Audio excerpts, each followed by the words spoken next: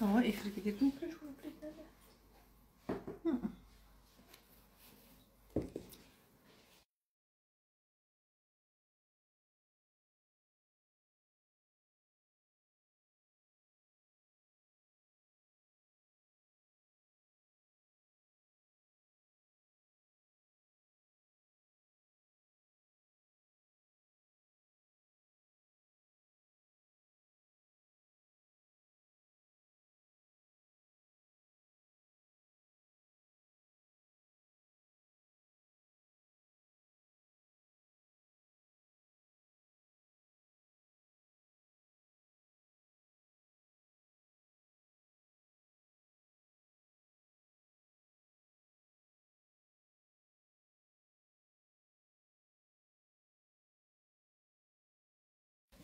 Саламатсыздарбы?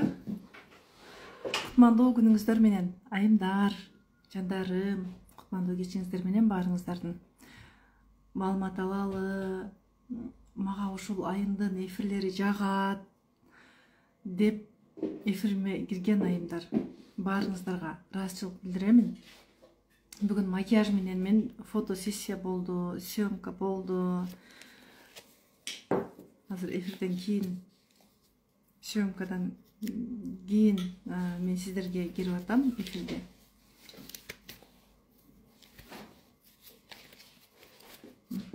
Кыздар, бүгүнкү тема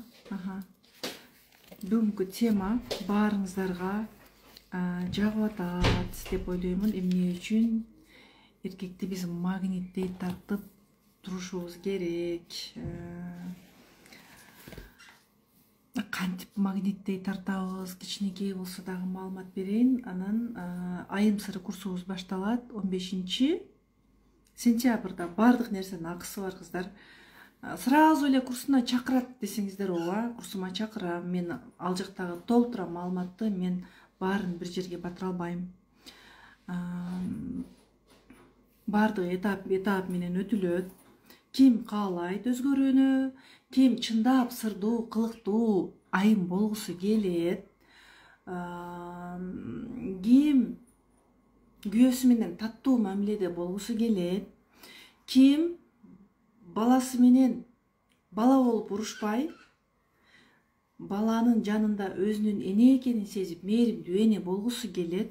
Бул жашоодо ким өзүн сүйүп жашагысы келет, анда менин курсума жазылуу керек. Ушул аксыз эфирлеримден деле пайда алган айымдар аябай көп барсыздар араңыздарда. Только аксыз эфирлеримди угуп эле мындай жашоого көз карашы өзгөргөн, күйөөсү менен мамилесин жакшырткан айымдар бар. Бирок менин айым сыры курсума келсеңиздер, анда сиздерде башка деңгээлдеги өзгөрүү болот. Ким аракет кылат, анын көз карашы өзгөрөт, ушак айткан жерден качат, өзүнө эмне керек экенин билет. Кыздар, мен сыйкырчы эмесмин го. Мен да Кудайдын пендесимин. Мен да сиздер сыяктуу айыммын. Болгону өзүмдү тааныган, Алланын жардамы менен, бардыгын Аллага тапшырган, Алланын жардамы менен боло турганын түшүнгөн, бардык нерсе Аллага таянган айыммын. Аллага шүгүр. Азыр биз аялдар мындай экенбиз да, көрсө туура сүйлөшүүнү билбейт экенбиз да, лалактап кетет экенбиз, күйөөбүзгө туура эмес мамиле кылат экенбиз. Көп аялдар сүйлөйт. Мисалы, сиздер деле кантип айтасыздар? Менин попугайларымдын үнү угулуп атабы? Үнү угулуп атса алып чыктырып салайын. Прям сүйлөп атсаң келип жарышып сүйлөйт да. Менин өмүрүмдө көптөгөн сыноолор болду го. Ажырашуу болду, бала тарбиялоодо каталарды кетирдим, измена болду. Бирок мен түшүндүм үй бүлөмдү сактап калуум керек экенин. 2,5 жылдан кийин биз анан кайрадан жараштык. Аял туура сүйлөсө, эркек деле аялга туура мамиле кылып калат экен. Биз аялдар эмне дейбиз? Кийимдерим деле жок, мен иштегим келет, өзүм иштеп кетет элем, өзүм иштеп алам, шашпа, мен өзүм алып алам дейбиз да. Туура сүйлөгөндү билбейбиз. Жаным, мага ушундай алып берчи деп. Калганын дагы мен курсумда толук айтып берем. Сиздер азыр эле айтсаңыздар, ишке ашып кетпесе шагыңыз сынып отуруп каласыз. Менин күйөөм алып бербейт деп.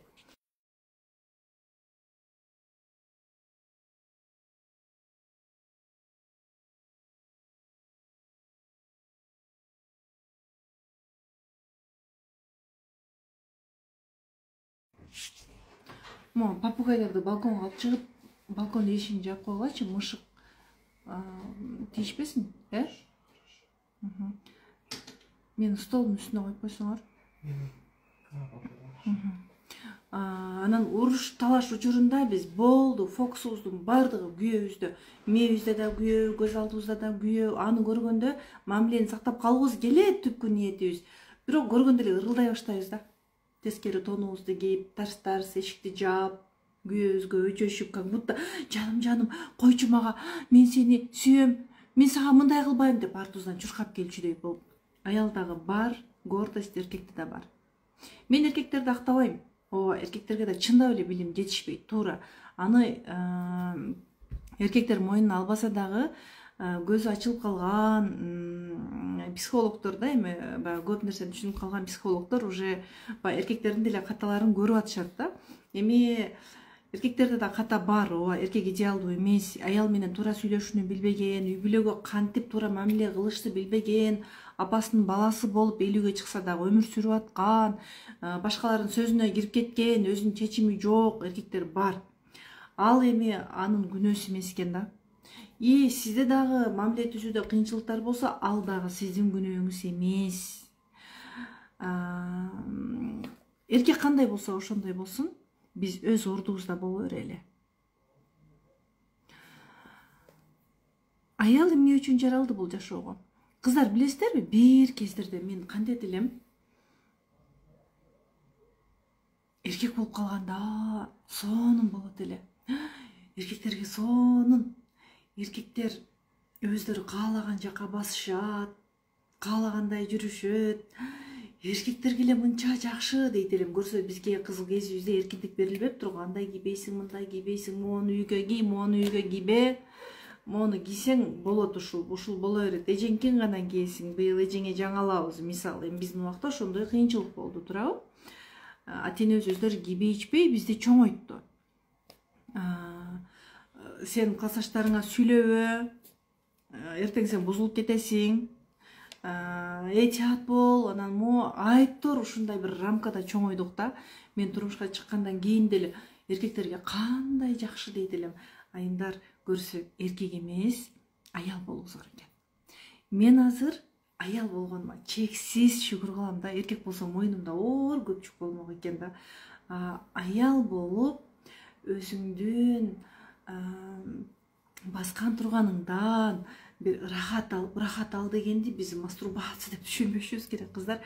Болгону өзүңдүн баскан турганың өзүңө жагып, мимикаларың өзүңө жагып, сүйлөгөнүң өзүңө жагып, балдарың жанында мээримдүү апа болуп, күйөөңүн жанында сый урматка татыган аял болсоң, мына ушул бакыт экен. Бизди Кудайым бекер аял кылып жаратпаптыр.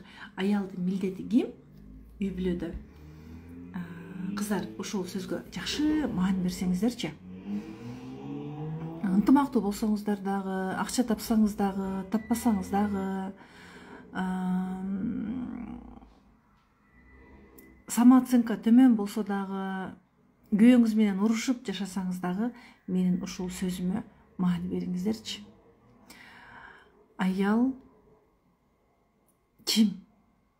Аял деген бул кандай болбосун сүйүүлүгү ылайыктуу жан. Мындай кылыңызчы. Дагы бир жолу мен эфириме киреликтер болсо, анда дагы баштан практика жасайлычы. Мен муну дайыма жасатам го. Дагы бир жолу, кыздар, эринбейли, көзүңүздү жумалы. Көзүңүздү жумуңуз.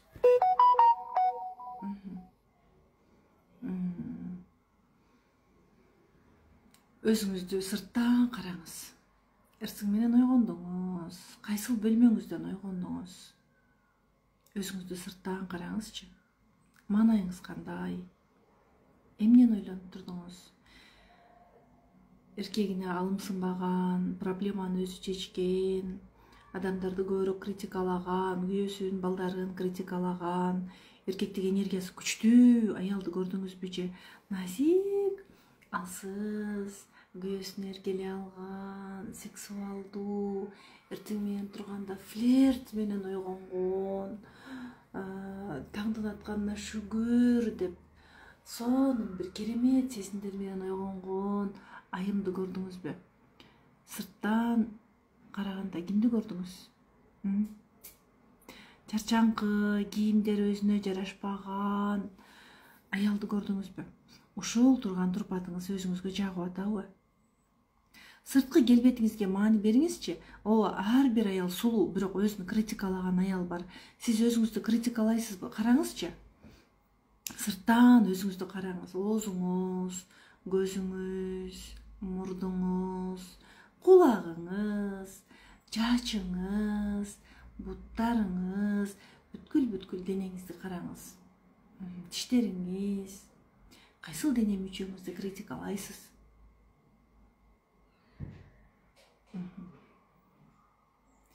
Эми ошол критикалаган органыңыздын жок болуп калганын элестетиңиз. Ал жок.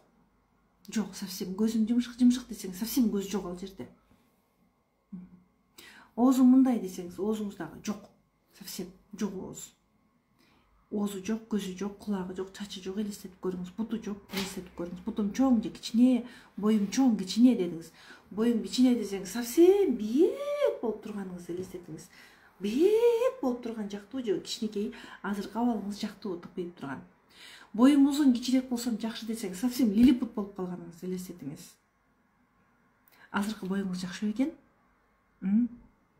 Эми ошол критикалаган, көздөрүбүздү ачпайбыз кыздар. Критикалаган денеңизди, дене мүчөңүзгө карап туруп айтыңыз: жаным, мен сени жакшы көрөм. Мени кечирчи. Мага 24 саат бою кызмат кылганыңа рахмат, алтыным. Жаным, сени критикаласам дагы мага кызмат кылып келатасың. Сен татынакайсың. Сен бар, мен бактылуумун. Мындан кийин сага бир гана ыраазычылык айтамын. Мен сага ыраазымын деп айтыңыз органыңызга. Кандай сезимдер болду? Көзүңүздү акырын ачыңыз. Терең дем алып, дем чыгарыңыз. Эми ошол критикалаган органыңызда бир татынакай экенин сездикпи? Кимде кандай сезим? Жазыңыздарчы, мен ага чейин могу жерде бир суроону кармап турам, өткүзбөй ошол суроого жооп берейин. Көп айымдардын катасы бул. Барчын айым деген Барчын айым жазыптыр. Мен да келише албай атам, кызганасың дейт. Мен кызганбайм, туура эмес жактарын айтып жаман көрүнүп жатам. Жаңы эле турмуш курганбыз, алтындарым. Жаңы турмуш курган үй бүлөлөр ысык болуп жашаш керек. Эми үй бүлөлүк кризис болот ар бир үйдө, ар кандай убакта болот.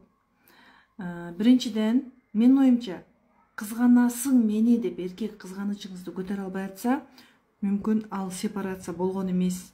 Ата-энеси анын өз алдынча болуусуна уруксаат бербеген болсо, анда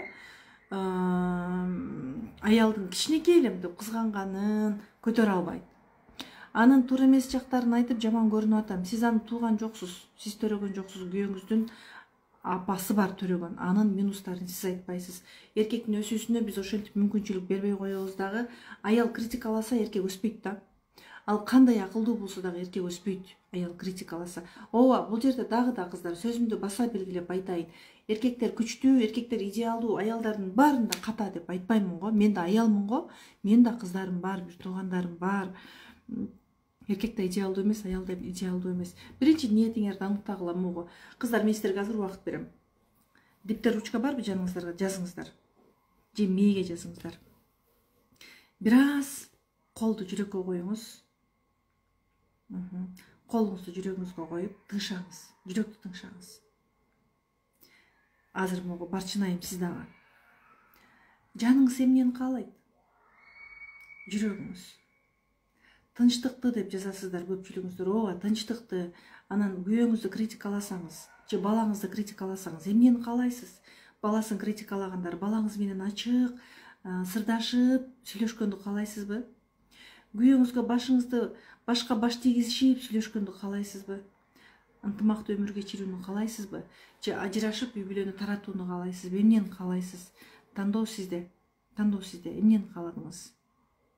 Ажырашсам эле мен күчтүү эркекке тийип кетет элем дейт айымдар. Жок кыздар, мисалы мына ажыраштыңыз, күчтүү эркекке тийдиңиз да, ал эгерде сиздин балаңызды кабыл албаса, да, ал сизди кабыл алды, бирок балаңызды кабыл албаса, баары бир ортодо сый урмат болбойт. Баланы айланып калышыңар мүмкүн. Сен менин баламды бала кылып алам дегенсиң, анан сен өгөй да болбосо, өгөй болбогондо сен балаңа кийим алып берет элең ушу балага деген сыяктуу мындай ортодо майда нерселерден бир келишпестик пайда болуп калышы мүмкүн да. Кыздар, баардык нерсе майда нерседен башталат.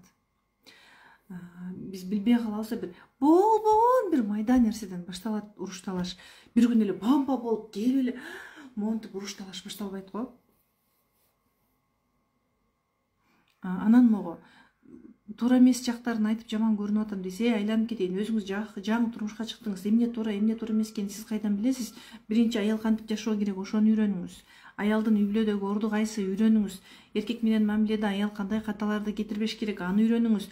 Ишке барсак деле барып туруп математика сабагында кирип кыргыз тилин үйрөтөлүчү? Иштен айдалып кетебиз го. Ошол сыяктуу эле нерсе, кирип эркектин жанында апасы болбой аял болушубуз керек. Көп аялдардын номер 1, да, номер 1 катасы ушул да. Апасы болуп кетет. Туура эмес жактарын айтпай эле коюңуз, сиз аны оңдой албайсыз.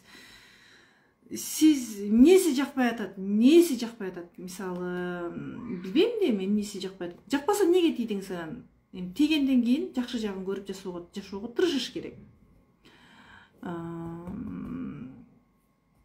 Ошого ылайыкпыз да. Эгерде биз чындап эле жакшыга ылайык болсок, неге бир принципке тийбедик? Биздин жаныбызга келип, мен сага үйлөнөм дегенде, менин максаттарым ушундай, менин кыялым ушундай, мен ушундай өмүр сүргөндү каалаймын, сен мени менен бирге өмүр сүрүүдө сенин максатың кандай деп неге сурап албадыңыз? Ылайыкпыз ошого. Эркегибиз да бизге ылайыктуу, биз дагы ылайыктуубуз. Ошон үчүн табышып калдык го. Эркегибизге ушундай эле эркегибиз кыйын болуп кетип атса, анда неге бизге үйлөндү? Карап туруп өзүнө ушул аял боло алабы? Эртең ушул аял менен баарлашып кете алабы? Ушул аял менен башка башты бир жастыга коюшуп өмүр сүрүп кете алабы? Карап, бул аялдан эмне алат? Балага кандай апа болуп берет? Кандай аял болуп берет? Эркек деле карап үйлөнмөк да. Энергияларыңыздар тартышып калды да. Мүмкүн ал дагы сепарация болбогон, сиз дагы сепарация болбогонсуз. Сепарация болбогондогу энергиялар тартышты. Же сиз өйдө өтө күчтүү кыз болушуңуз мүмкүн, өтө акылдуу, чечкендүү кыз болушуңуз мүмкүн. Андай кыздарга дагы чечкинсиз эркек жолугат. Көбүнчө, бардык жерде деп албагыла кыздар. Көбүнчө ошондой болот. Себеби дегенде ал чечкинсиз эркек чечкиндүү аялдын энергиясын тартып, ага ошондой нерсе керек болчу да. Аял өтө күчтүү болуп кетти. Ал ошондой ал күчтүү го. Ал ошол төмөнкү вибрациядагы эркек менен тартылышып калды да. Бири-бирине спасатель. Эркек аялды кантип спасатель боло алат? Эгер аял өзүн тааныса, могу эркектин жанында өсүшү керек экенин билсе, да ошол спасатель болгон эркектин. Эми спасатель деген сөз башка жактарда да колдонулат кыздар. Өмүрүбүздө биз спасатель болуп эле өмүр сүрөбүз. Алло, кандайсың? Өзүнүн мээсинде өзү жок го аял. Эмне болду анан тиги балам, эмне болду? Кайсы мектепке кирди? Канча сом экен? Канча сом төлөдүң? Айланып кетейин, сенин ишиң эмне? Өзүң мээңе өзүңө кирчи. Төлө болбосо. Андай суроо бергендерге айтыш керек. Төлөшөйүң дедиңизби деп айтыш керек. Иш алба, сен бир тууганың төлөйбү, башкабы, сенин ишиң болбош керек. Алардын жашоосу, алардын тандоосу. Кандайсың кошуна? Эмне болду де? Кече уюңду таптыңбы? Кап, жайлоолорду карадыңарбы? Анан бала чагылдыңбы? Эмне кыласың? Кошунан уюн өзү таап алат. Сен айтсаң эле эмне таап кетеби? Антип спасатель болбой, сен ошол убакытта өзүңө куратышың керек да.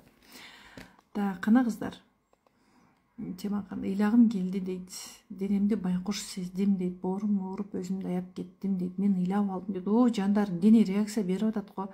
Өлө сулуу экенимди билдим дейт. Кийимиме нааразы экенмин го дейт. Кийимге нааразы болсоңуз, анда кийимди оңдоңуз. Шүгүр кылыш керек, ооба. Бирок кыздар, бул динде дагы бар экен го. Жакшы кийүү бул сүннөт деп айтылат экен. Кымбат кийимдерди сураңыз Кудайдан, коркпой. Жана кээ бир адамдар бар. Мен кээде клининговый компания чакырам да үйгө. Үйдө жыйнатканы. Мен өзүм окууларым көп, чындап эле жетишпей калам. анан баягы үйлөрүң чачылып кетсе уже оюң чачылат да. Анан кээде мындай клинговый компания келип жыя турган болуп калганда да, мисалы полцолдордун түйүн дагы чукуп жыя турган болуп калганда да, влажный уборка эмес, генеральный уборка кыла турган болуп калганда мен компания чакырам да. Анан мен аны апам дагы ошондой баягы рамкага түшө берет да, ой болбойт ал, ой деп жанагы экономдош керек, Кудайдан коркуш керек дейт. Кудайдан коркобуз баарыбыз эле. Анан апам эми ушундай нерселерге үйрөнсүн да деп мен клинковый компания чакырдым десем, апам не дейт дебейсиздерби? Кызым, кечирим сура Кудайдан. Тоба кылдың де, бул көпкөндүк болот. Чакырба башка. Муну Кудай көрсө, Кудай жазалайт дейт апам. Эми ал клинковый компания иштеп атат, аларга деле адамдар аркылуу ырыска келип атпайбы? Эми айтайын деп турганым, кийин мен наразы экенмин деп атат го. Эми наразы болбой эле мен ыраазы болушум керек экен дегенди жазып атасыз да сиз.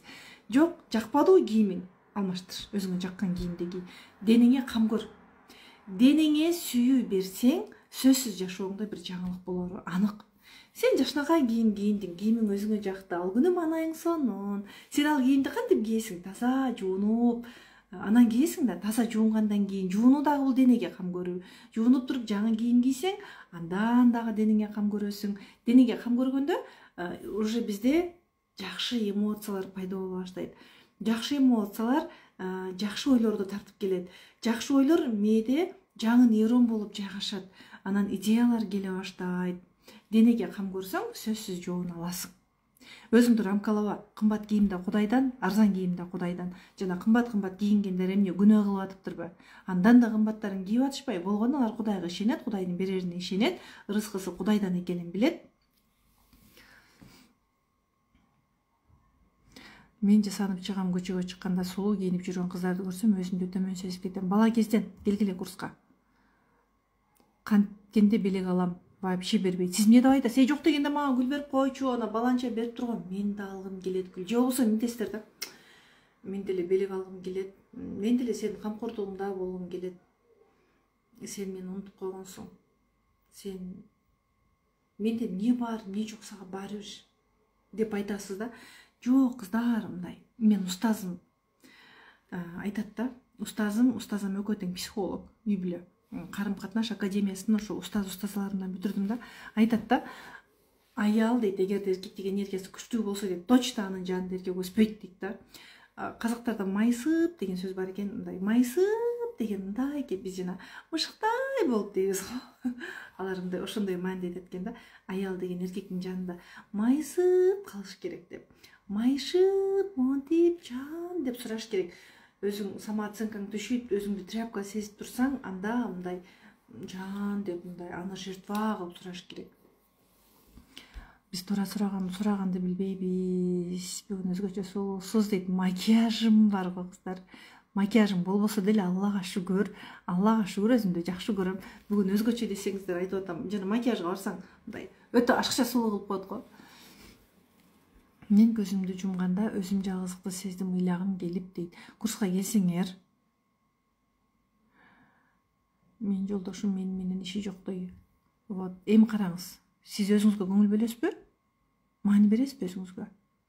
Аял эмне үчүн кылыктаныш керек? Аял болуп жашоо, аял болуу өнөрү кандай? Кыздар, давайте мындай кылалы. Кандай кылабыз мына? Сиздин күнүмдүк эрежеңиз кандай? Мисалы, күнүмдүк эрежеңиз. Эртең менен турасыз, жолук деп теп-септеп байлайсыз, чойлуп кеткен, тамтыгы чыккан, көчөгө кийгенге жарабай калып, анан үйгө кийген, жолукту салынасыз, кир түлөп кеткен да, үстүңүзгө болсо чоюлган, боюлган, бир кир көтөрүмдүү кийимдерди кийесиз. Боло берет деп туруп, распродажадан алып алгансыз го, жана үйгө боло берет койчу деген сыяктуу. Токтоткула аялдар жанандай сүйлөгөндө. Акча жок, кайдан өзүңө? Жана эки аял сүйлөшүп айтат го. Балдарга кийим алып бердим, өзүмө жок, каяктан өзүмө деген жок. Дагы эле келип баягы акчага такаласың да деген сөздөрдү айтпагыла. Десеңиз точно мээңизде акча тартып келүүчү бир нейрондор блоктолот. Анан өзүңүзгө точно артпай калат. Ар бир сөзүңүз жандуу экенин билгиле. Баардык жакшы сиз үчүн экенин билиңиз. Акча үчүн эмессиз сиз. Сизге акча сиз үчүн болуу керек. Акча сиз үчүн болуу керек. Акча дагы адамга энергия берет да, туура. Акча деген мүмкүнчүлүк. Мен да иштеп атам.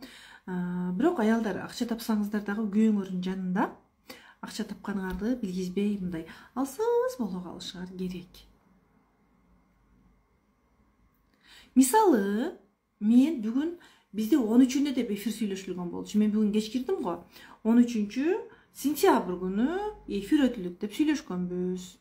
Мен бүгүн съемкадан келдим, контент тарттык, анан жолдошум тамак жеп киргенден кийин мен не дедим жолдошума? Мен эфир экенин билбей калдым дедим. Чындап эле билбей калдым. Мен жолдошума ал жерде бир жакшы сөз айта кеттим да. Сен жаныңа бүгүн жакшынакай болуп отургум келди эле да, мен эфирим бар экен дедим. Аны мындай сезим менен жеткирдим. Мен сиздин жаныңызда сонун болуп, сиздин жаныңызда отургум келди эле. Азыр эфирим бар экен да, эфирге кирем дедим. Мындай пайдаланып айта турган жерде биз бир жакшы сөз айтып калышыбыз керек. Өзүңдүн аялдык бактың үчүн го, эми айтпайм мен аны үчүн дей турган болсоңуз айтпасаңыз деле өзүңүздүн ишиңиз ал. Адам өзү чечет, айтабы, айтпайбы, эфирден керегин аласыздар. Болгону аялдарбызда биз жалгыздыкты сездим деп атабыз го. Аял эркек жуп. Аял миллиардер болсо дагы эркектин вниманиясы болбосо, анда ал аял дайыма жалгыздыкты сезип, жалгыз жашайт. Ал акча эч нерсени чечпейт. Ал аялга эркектин кучактаганы, белектери керек.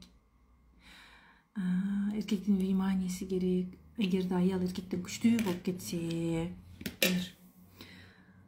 эркектик энергиясы көбөйүп, походкалары бузулуп кетсе, кылыктанганды билбей калса, эркекти критикаласа, семирип кетсе, өзүн унутуп койсо, анда эркек мындай аялга жакындабайт да. Мындай эркек окшоп тура берет ал аял, тирешебиз, критикалайбыз, аял катары бизди кабыл албай калат. Эгерде күйөөңүздү критикаласаңыз, сиздин үнүңүздү мээ жаттайт. Мисалы, адамдын канча жыл өтсө дагы көзү менен үнү өзгөрбөйт деп айтылат эмеспи? Сиз эгерде да дайыма күйөөңүздү монтип карай берсеңиз, же нааразы боло берсеңиз, же тултуя берсеңиз, сиздин элесиңиз эркектин мээсинде бул уруш деп сакталат. Элесиңиз бул урушчак адам, бул сени менен урушат деп сакталат дагы, сизди көргөндө мээ мындан кач деп реакция берет. Адамдар бир нерсени көргөндө раздражение боло баштайбыз го.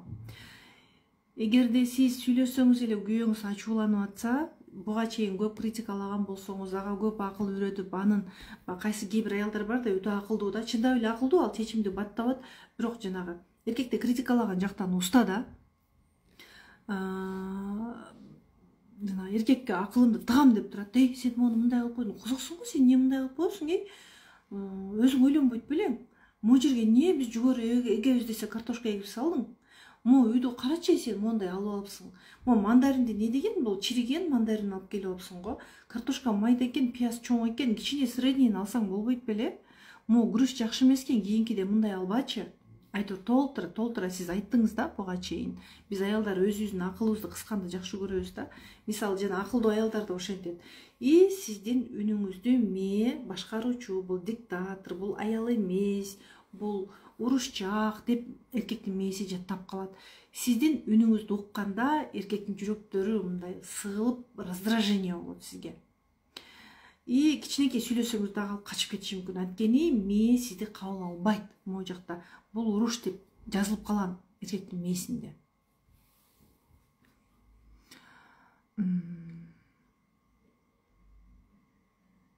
Абдан чарчаңкы сезип турам, өзүмдү абдан сулуу эле сезип баалап жүрүп турмушка чыккам. Күйөөмдүн критикасын уга берип эле өзүмө болгон баа ушунчалык төмөн түшүп кеткенин сезип жашап калдым дейт. Кыздар, күйөөңөр критикалап койсо ал Кудай эмес го, Кудай эмес го. Адамдын тили бар да. Сизде көз карандылык болду күйөөңүзгө. Биз өзүбүздү түшүнбөйбүз да. Мен мектепте сонун болчум, анан мен аябай эмоциясы күчтүү кыз болчум. Күйөөм критикалады эле, мен түшүп калдым деп атасыз да. Ал сизди тарбиядан бул бала кезден. Сизди жаман кылып тарбиялаган жок, болгон ыңгайлуу болуп тарбияланып калдык. Эркектики прав, эрли угатын таяк жейт, элден кеч отур дасторконго, эрте тур деген айланып кетейин, биз аялбыз го, адамбыз го. Биз тукум улоо үчүн бардык ал үйгө. Анан бул деген жаман келин бол деген сөз эмес кыздар. Мен да келин алам го болгону баягы. Мисалы да кандай болуш керек? Бул жерде келин кылыш керек деген нерсе жок да. Эми баягы жардам сураңыз, же болбосо апа мага жардам берип коюңузчу деп, мүмкүн баягы сизге кухняга киришпейин деп кайнеңиз сизге жакындай албай аткан чыгар, болбосо кайнеңиз деле кыймылдагысы келет. Апа жардам берип коюңузчу деп экөөлөп жасап сүйлөшсөңүз кайнеңизге деле жагат менимче.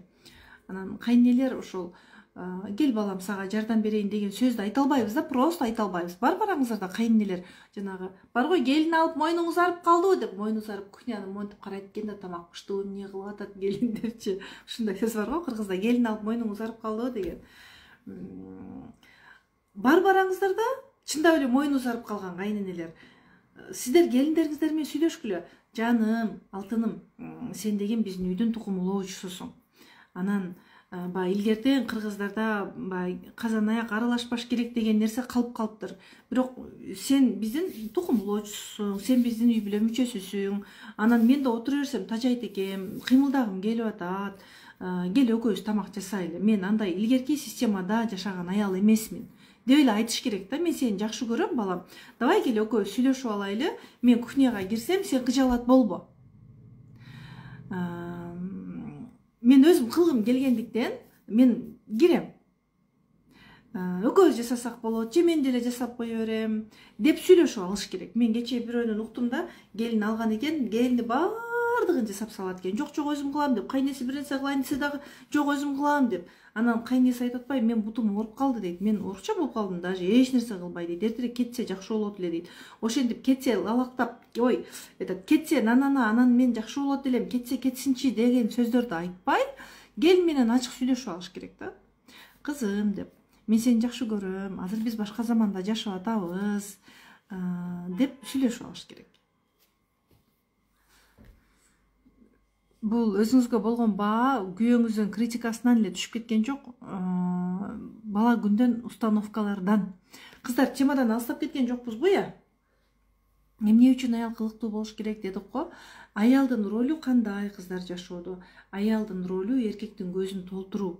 Эмне үчүн аялга ошончалык көкүрөктү берди, жамбашты берди, сулуулукту берди, назик монтип басканды берди да, чойлуп басканды берди. Жамбаштарыңарды булаңдатып баскыла эркегиңердин алдында, ачылгыла күйөөңөрдүн алдында.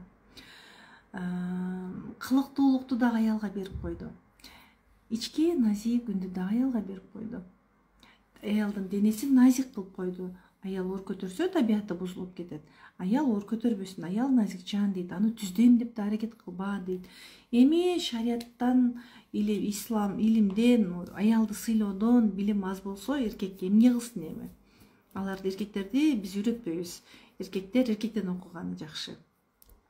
Эркектер деле ооба эми арасында бодурок эркектер болсо, эми эркектер деле аялга жакшы сөз айтууну үйрөнүш керек. Эч үйрөнө албай атса, устаздарга барып, менде ушундай кыйынчылык бар, аялым менен сүйлөшө албайм, мындай бат-бат урушуп кетебиз, мындай эркелетчи дейт, эркелете албайм, эмне кылсам болот деп эркек өзүнүн бир каалоосу менен барып устаздардан сабак алса болот, же психологдорго барса болот эркек дагы. Эми бирок биз аялбыз да. Мен аялдарга сабак өтөм биринчиден. Сиз бактылуу болгуңуз келип атат, анан ошон үчүн мен эфиримди угуп атасыз да. Аял эркектин көзүн толтуруу үчүн жаралган. Кантип көзүн толтура албай калдык? Эртең турабыз, чачты буйбуз, ордубуздан турдук, эркекке окшоп, күлүгаттай болуп, чуркап, кухняга кирип кетебиз. Эй, турбайсыңбы балам? Сен окуудан кеч калдың. Кызым, турбайсыңбы? Тур, тамагыңды даярда. Мен жумушка барам, же болбосо мен могу жумушту жасайм, мен тиги жүгөрүн арчыйм, мен башка кылам, мен огородко чыгам, мен үй жыйнайм, же болбосо мен кир жууйм. Болду, аял өзүнүн мээсине өзү кирип, гимнастика жасап, өзү эмнени каалайт, билбейт каалоолорун. Анан сырткы келбет кетип калабы? Анан эркектин жан дүйнөсү жагы баары бир сулуу аялды каалайт. Сиз ойлооңуз, сиз как будто сизди алгандан кийин эле эркегиңиздин көзү сокур, кулагы кер болуп калган жок. Көчөдөн башканы карайт.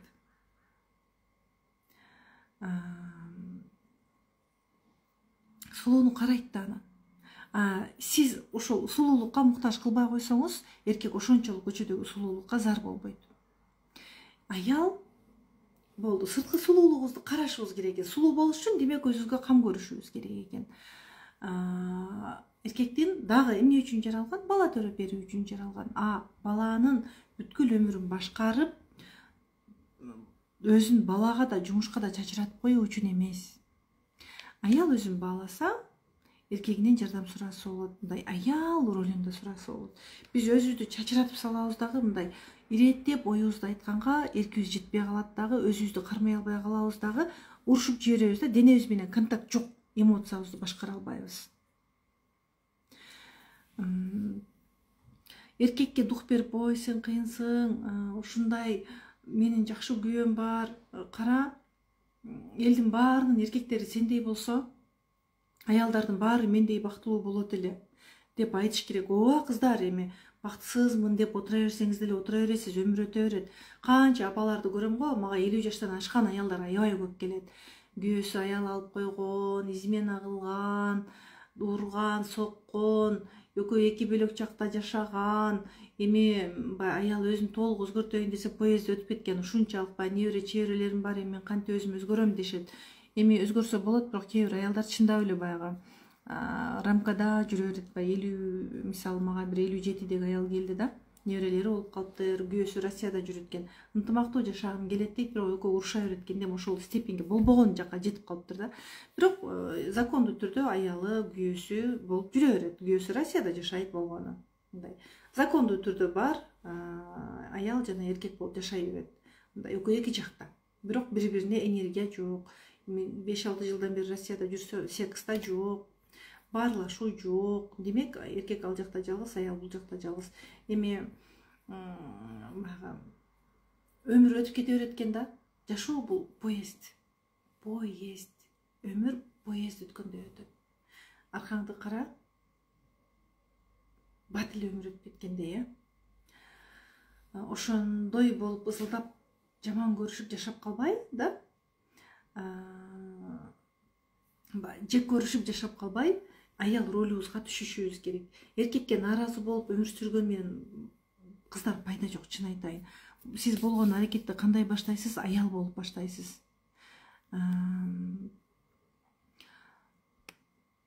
Аял болуу оңой эле болгону, ошол деградацияга түшпөй, биринчиден убактыбызды өзүбүзгө арнашыбыз керек. Башында кыйналасыз, кичине убакытты иреттеп,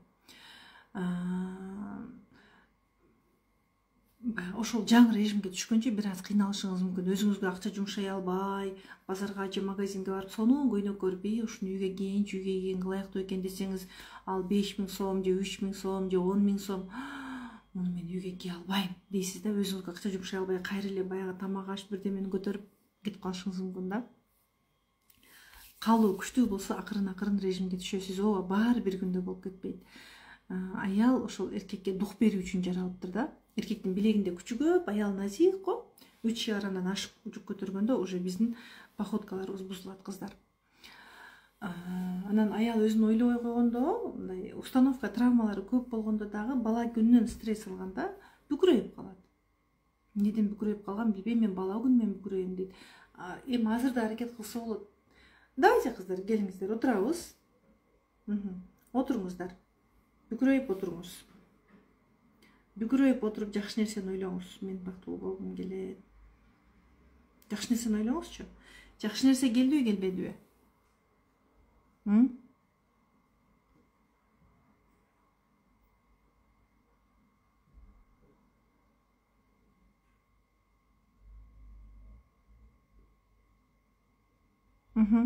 Эмне келди? Кыздар, мен суроолордун баарын окуган жокмун.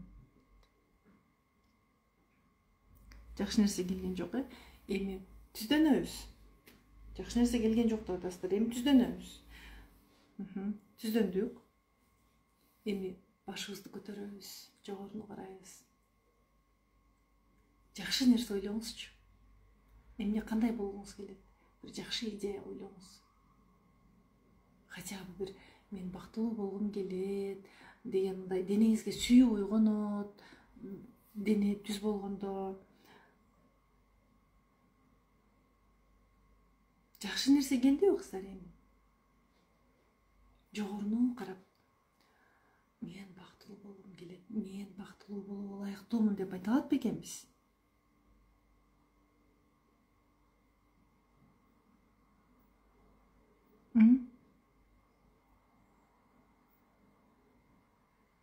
Эмне дейсиздер кыздар?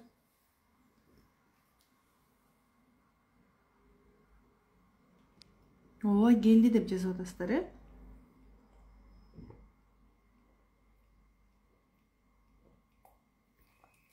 Мына мээримдүү апа болгум келет дейт. Мына мээримдүү апа болгум келет. Мына ооба келди, жакшы нерсе деп атасыздар, Осанка менен иштейбиз. Толку бой маанилүү. Кээ бир эркектер бар, мүчө менен сүйөт да. Аялдын сырткы келбети ага маанилүү, стиль маанилүү, визуал маанилүү. Визуал дегенде мисалы үйдүн ордорунда турганы, ага сен эркектин ишин кылба, бардыгын мындай ордорунда жайгаштырып кой. Сырткы келбетиңди тыккан алып жүр. Эркектин көзү толуп турса болду. Кээ бир эркектер бар. Кээ бир эркектер бар, мындай жакшы сөзгө, мындай жылуу сүйлөп, мисалы кээ бир аялдар бар да, макта десе, мындай тур эмес тон менен мактайт, ал эркектин кулагына жетпейт да. Ошону мындай ишенимдүү кылып, шашпай айтып жеткисе, ал эркектерге аябай күчтүү мындай бир сигнал болот. Жакшы сөздү эркектер, кээ бир эркектер жакшы сөзгө байланат. Кээ бир эркектер жыныстык катнаш. Эми ар түрдүү эркек, ар түрдүү эркектер бар деп айтайын деп атам. Биз эркектин кулагын, көзүн толтуруу үчүн жаралдык, бала төрөп, тарбия берүү үчүн жаралдык, эркектин суроо үчүн жаралдык. Я хочу дегенде. Жүдөп, какап, жыттанган ич кийим, шалбыраган кын, жел чыккан кын, крем коюлбаган бет, семирип кеткен, чыгып кеткен курсак менен сиз күйөөңүздөн белек сурай албайсыз. Сурасаңыз да бербейт. Неге? Биринчиден аял болуп көрүнүп турган жоксуз. Экинчиден өзүн карабай койгон аял эмоциясын жеткире албайт. Критика менен жеткирет.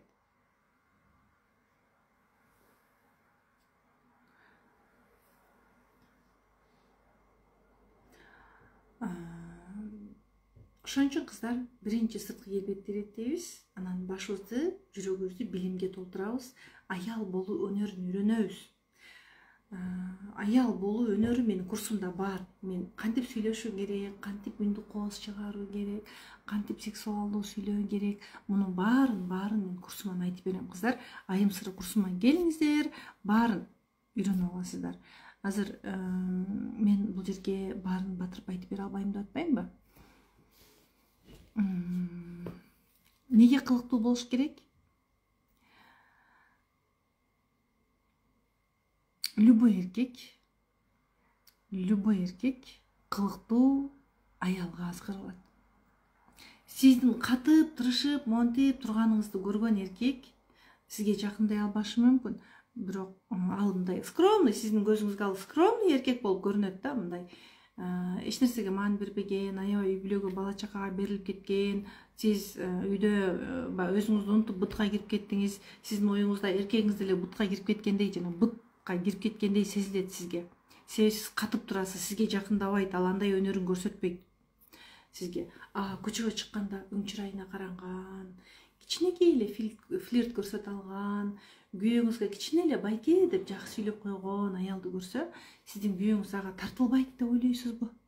Измена кантип башталат? Бир күн эле жана аялды жетелеп кирди дагы, давай сен мага любовница бол, мен сага любовник болом деп табышкан жок го. Бири-бирине ошентип энергиялары тартылды.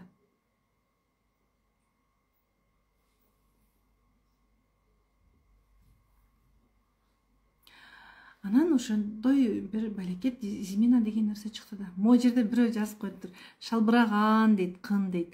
Чыккан курсак, жүдөгөн, маанисиз сүйлөгөн келин мен курстан өзгөрө аламбы дейт. Айланайын, ооба. Өзгөрө аласыз. Келиңиз, билим жетпей атат, билим керек. Интим гимнастиканы туура жасасаңыз, кыныңыз бекемделет, курсагыңыз кирет. Бардыгы айтылат кыздар.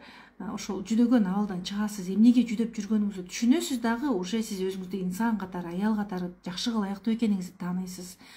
Маанисиз сүйлөгөн келинмин деп атасыз. Тилиңизге фильтр коюп туура сүйлөгөндү үйрөнөсүз. мен Кудай эмесмин го, бирок ошол жашоо эрежелерин беремин, алган билимдериме, жашоо тажрыйбама, онлайн офлайн форматтагы тажрыйбама, сабак берип жүргөндөгү жеке кабыл алуумдагы таянып сиздерге жакшы билимдерди беремин. Бетимди калың кылып эле айтам. Даже биздин курстар түшкөндө биздин менеджер кыздар ыйлап жиберди. Кыздар чындап, неге курстун баасы түшөт? Мен курстун баасы ушунчалык баалуу экенин билем. Мен башка жерден 20 миңге окугам, мынча сомго окугам, мен мынча маалымат алган эмесмин, мен мынча өзгөрө алган эмесмин. Неге курстардын баасы түшөт? Давайте көтөрөбүз, түшүрбөйбүз. Керимбековна, неге түшүрүп атабыз деп кечеде бир жолу акция кылып койдук го, 790 бүттү кыздар түшпөйт. Кийинкиде баа көтөрүлөт. Уже биз команда менен сүйлөштүк. Мен кыздардын ой пикирин сыйлаймын. Кыздар аябай мындай ызаланып кетишти. Канча менеджер кыздар бар бизде. Неге курстун баасын түшүрөбүз? Мен ушунча кандай результат алдым дешип ушунчалык баягы менеджер кыздар өздөрү ич ачышып атат да. Мен коркпой, мен мынча сомго да сата алам керек болсо курсту деп мындай кыздарыбыз ызылдап жиберишти. Ушул курска катталсаңыздар, ушул баа менен катталып калыңыздар. Мындан кийин мындай баа болбойт. Мен уже командама да сөз бердим. И баа көтөрүлсө көтөрүлөт, түшпөйт. Бул курстан сиздер миллиондук билимдерди аласыздар. Болгону курска 2000 сом салган болсоңуз, 1990 сом салган болсоңуз, бир 200 миң салдым деп элестетип келиңиз. Себеби дегенде ошондой күчтүү билимдерди аласыз. 790 сом салган болсоңуз, бир 700 миң салдым деп. 1990 сом салган болсоңуз, бир 2 миллион салдым деп келиңиз. Мен смело айта алам сиздерге. Оозумду толтуруп айта алам. Мен бетим калың аял эмесмин. Совестим, Кудайга шүкүр, мындай көөртүп жабырды бир нерсени сүйлөбөйм да, даже өзүмдө бар курсумду мен ачыктап чыгарып сатпайт экенмин да. Болбосо курстун баалуулугу чындап баалуу да. Өзүм даже ушунчалык баягы таң калам, ушундай бир өзүмө өзүм таң калам да, өзүмө өзүм рахмат айтам да. Ушунчалык ба тытынып билим алыпмын көрсө, уктабай билим алыпмын көрсө, канча нерв, канча энергия кетирипмин, канча акча кетирипмин, иштеп эле билимдериме сала берипмин акчаны. Ошонун баарын сиңирип алыпмын деп, мындай азаматсың деп өзүмдү мактап калам.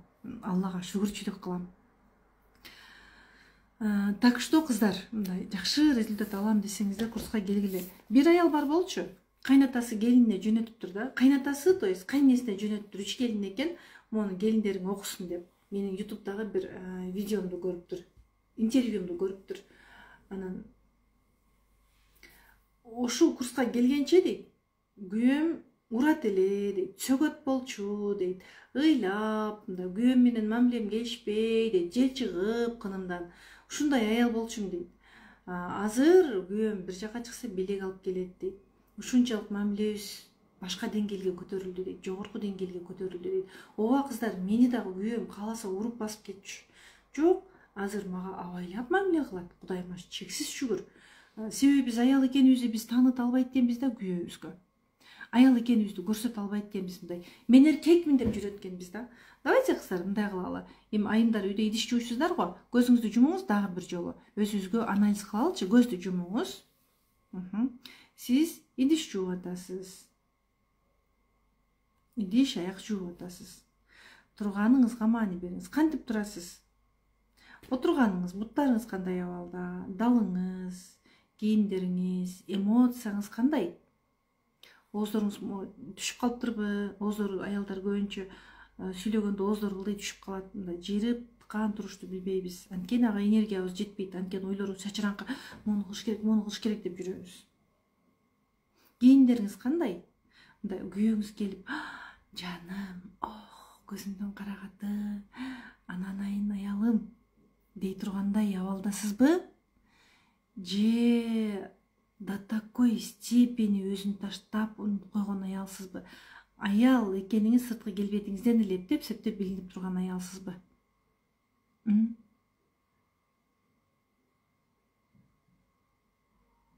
Кимди көрдүңүз? Кимди көрдүк?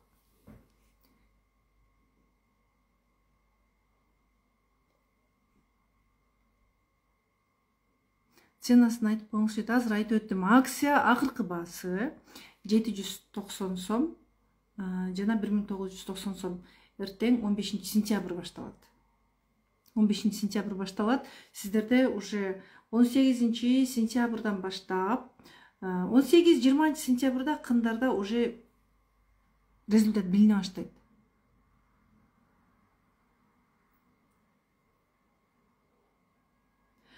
Билимдүү аялдар бар, бирок өздөрүн таштап койгон. Ушунчалык акылдуу аялдар бар, бирок өздөрүн таштап койгон.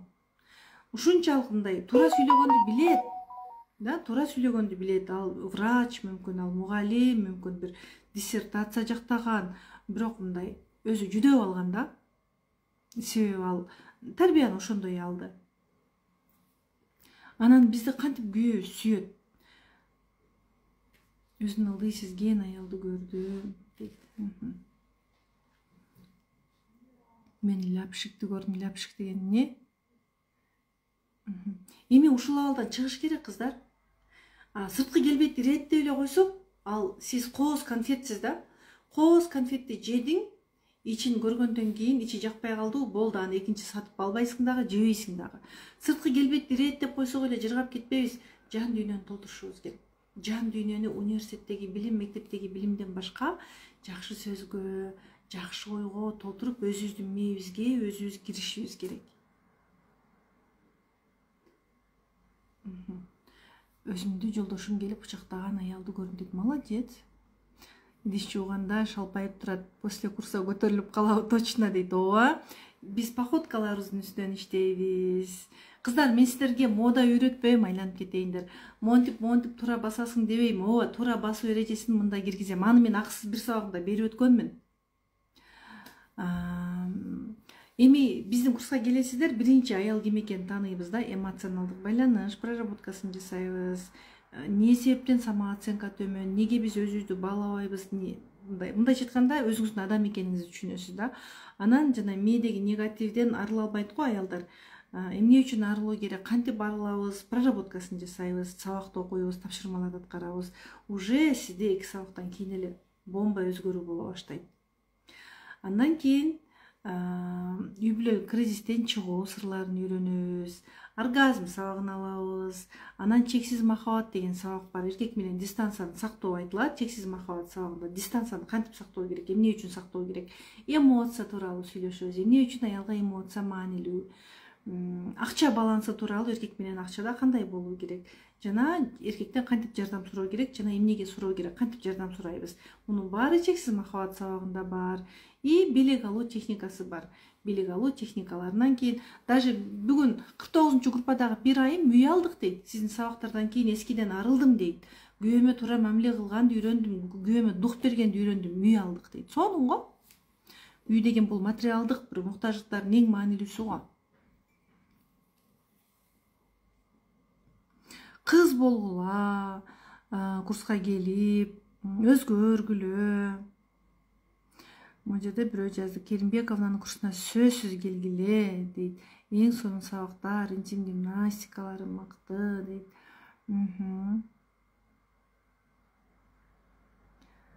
Жакшы. Шымкент каласынанмын, керемет, толук түшүнүп отурмун дейт. Кубанычтамын, биздин бир боордош элдерден дагы көптөгөн айымдар катышат, өзбекчикалар катышат, казак айымдары катышат. Кубанычтамын, менин баракчама кош келиңиз.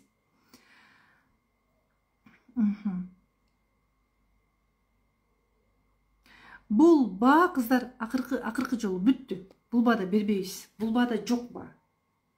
Мен кыздарымдын ыйлаганын көрсөңүздөр, ыйлактап атканын уксаңыздар, даже мен өзүм ыңгайсыз болуп кеттим. Неге түшүрөбүз эчеке? Неге бааны түшүрүп атабыз? Сабактын баалуулугун караңызчы дейт кыздар.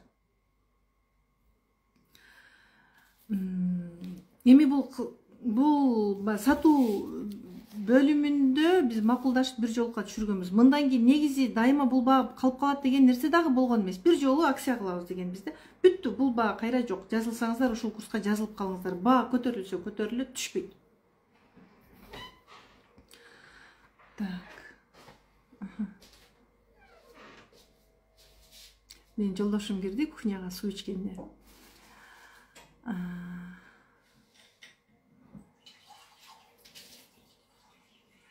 Мен кухняда отурам азыр.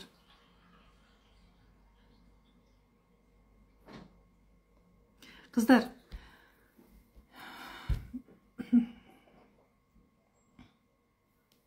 семиздиги мен уялам дейт. Уялып жүрө бериш керек же өзүңүз урушуп арыкташыңыз керек. 790 сом менен 1990 сомдун айырмасы кандай дейт. 790 сомдо 7 сабак бар, 7 интим гимнастиканын түрү бар, 5 проработка бар, массаждар бар, көкүрөктү калыбына келтирүүчү, көкүрөктүн формасын калыбына келтирүүчү көнүгүүлөр бар, осанканы түзөө көнүгүүлөр бар.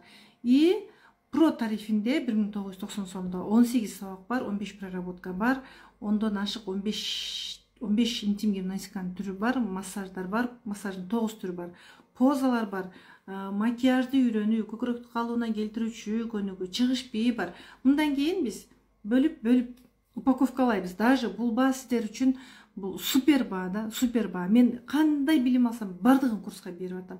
Мен жакында эле 300 миңге өзүм жеке окудум. 300 миңге. Мен ошол билимдерди дагы сиздерге кошуп атам го. Эркек окшо өзүңөрдү унутуп каласыңар. Кыздар, билесиздерби? Мен кандай көрүнүп атам, айтыңыздарчы, сиздерге назик, үнү дагы жагымдуу, айым көрүнүп атамбы? Мен өзүмө жагам. Мени ошентип айтышат.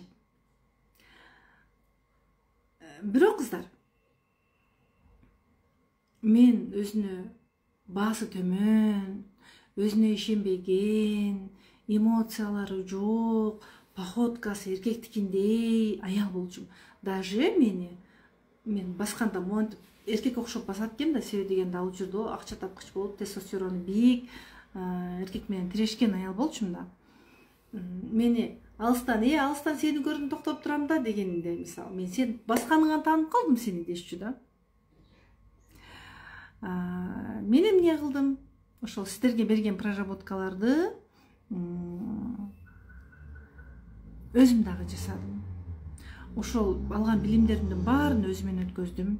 Мен тигил жерде 1000 сом, бул жерде 500 сом, тигил жакта 10 000 сомдук курстарды сатып алган жокмун. Себеби ал курстарды мен ал жака энергиямды кетирбей, мен канча акча төлөсөм дагы терең үйрөнүшүм керек болчу. Жана ошону коркпой ачык сатуум керек болчу. Так, дагы барго биздин сабактарды урдап алып сатышат. Анан айтам мен, эмне менин сабактарымды урдап отурасыңар? Мен чыгарам сени сторизге десең, кечирип коюңузчу, жеке кечирип коюңузчу, мен экинчи чыгарбайм деп айтышат. Же болбосо уялбагандан өзүң уял кылып жанагы чыгарышат. Эми ар түрдүү адамдарды көрүп келатабыз го. Кайра эле алардан бизге келип атышат. Менин сабактарымдын баардыгы абдан түшүнүктүү, жалпак тилде берилет. Так. Анан үн тоонду тарбиялайбыз. Кын менен сүйлөгөндү үйрөнүш керек. Кыныңыз шалбырап турса, каяктан кын менен сүйлөгөндү үйрөнөсүз? Назик, токтолуп, отуруп сүйлөгөндү үйрөнүш керек. Эркектерде чечкинсиздик болсо, аялда эркектик энергия көбөйүп кетет. Эркек чечкиндүү болсо дагы, эгерде мындай да, эркектер аябай чечкиндүү. Бирок ал ата-энесинин мамилеси муздак болгондон сынып калганда, ошол сынык тура берет, аял күчтүү болуп кетсе эркек өчүп кала берет да. Андай жерде. Эми ар кимде ар кандай. Кээ бир эркектер бар, мен эмне болуп атам, мен аялым менден көп акча таап кетти го деп эркектер өздөрү көтөрүлөт, өстүрөт өзүн. Бул жакшы. Өзүн анте өстүрө албаган эркектер көп да. И сиз дагы ошондой эркек менен жашап аткан болсоңуз, баардык проблеманы бир күнү мойнуңузга артып, ошончо тонна жүктү мойнуңузга көтөрүп албай, элдин баарын ийниңизге жөлөп албай, бүгүндөн эркектик энергияңызды өчүрүңүз. Баарын Аллага тапшырып, эркектик энергияны керек жерде өчүрө калабыз. Курска келсеңиздер, курстан баарын сонун кылып айтып берем го кыздар. Сүйлөгөндө дагы мындай үнүбүздү тарбиялайбыз. Качан эркегиңизди акыркы жолу сексуалдуу взгляд менен карадыңыз?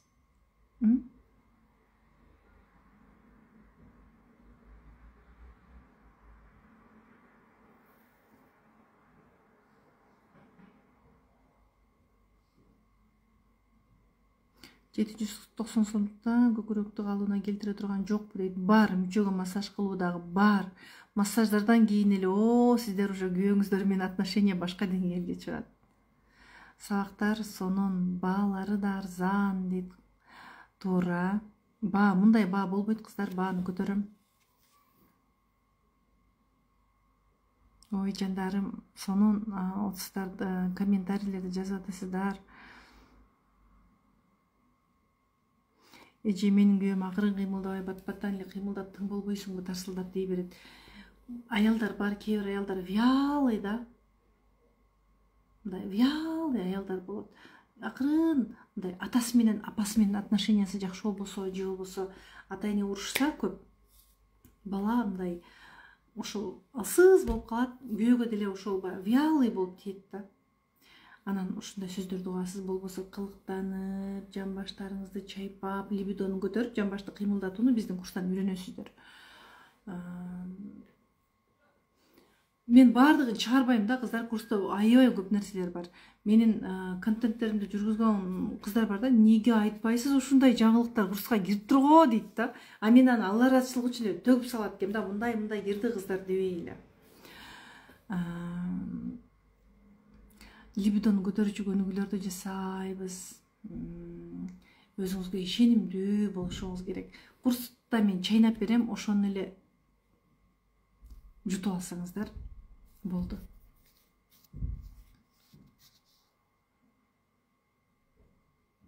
Акырын мен сиздерге бир фишка берейин. Эми бүгүн билбейм, муну интим гимнастиканы жакшы жасап, сабактарын өнөткөн аялдар кыла алат. Анан сиз муну кыла аласызбы, кыла албайсызбы билбейм. Акырын эрдиңизде иштеңиз. Күйөөңүздүн мүчөсүн карап коюңуз. Бул флирттин бир түрү. Мындай. Күйөөңүздүн мүчөсүн карайсыз, арстанды карагандай болосуз. Бир дүйнөдөгү номер 1 арстанды карагандай болосуз. Ошол мүчөнү чоң кылып элестетесиз эгер мүчөсү кичинекей болсо. Эми кичинекей мүчө менен чоң мүчөнүн айырмасы жок кыздар. Болгон эгер мындай мышлениеңиз жол бербей атса да тиктегенге. Ушундай карап коюңуз, бул дагы флирттин бир түрү. Мен толтура флирттин түрлөрүн берем го. Взглядтын күчү керемет.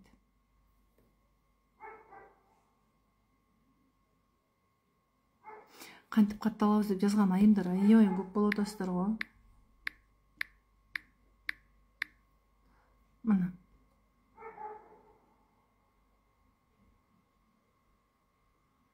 Эгер күйөө сүйлөбөй игнор кылсачы дейт. Демек сиз өзүңүздү игнор кылып жүрөсүз го.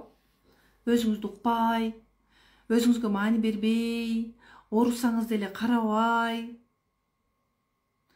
Туура айттыңыз, бүгүн мага бир мешок жем көтөрттү жолдошум эткөн. Конечно, сиз көтөрсөңүз көтөртөт да. Жан, мен ушуну көтөрө албайт экем деңиз. Мына, давайте мындай кылалы. Сиз курска келиңиз да, интим гимнастика жасадыңыз. Интим гимнастика жасап туруп, күйөөңүзгө сонун түн бериңиз. Макул, эми туура сүйлөгөндү бүгүн эле баштабасаңыз дагы, ооба, туура сүйлөп каласыз, бир 2 сабактан кийин эле уже сиз акырын үйрөнө баштайсыз дагы. Курстан кийин мүмкүн болушунча прого жазылганга аракет кылгыла, про тарифин сунуштайм. Анан интенсив дагы мощный кыздар, сонун сабак. Интенсивге да жазылсаңыз болот. Интенсивден деле сонун өзгөргөндөр бар. Болбосо интенсивге жазылып кийин прого өтсөңүз болот. Интенсивден деле сонун өзгөрүү болот. Анан мен өзгөрдүм го деп прого өтпөй койбош керек. Продо сиз билбеген сонун сабактар бар.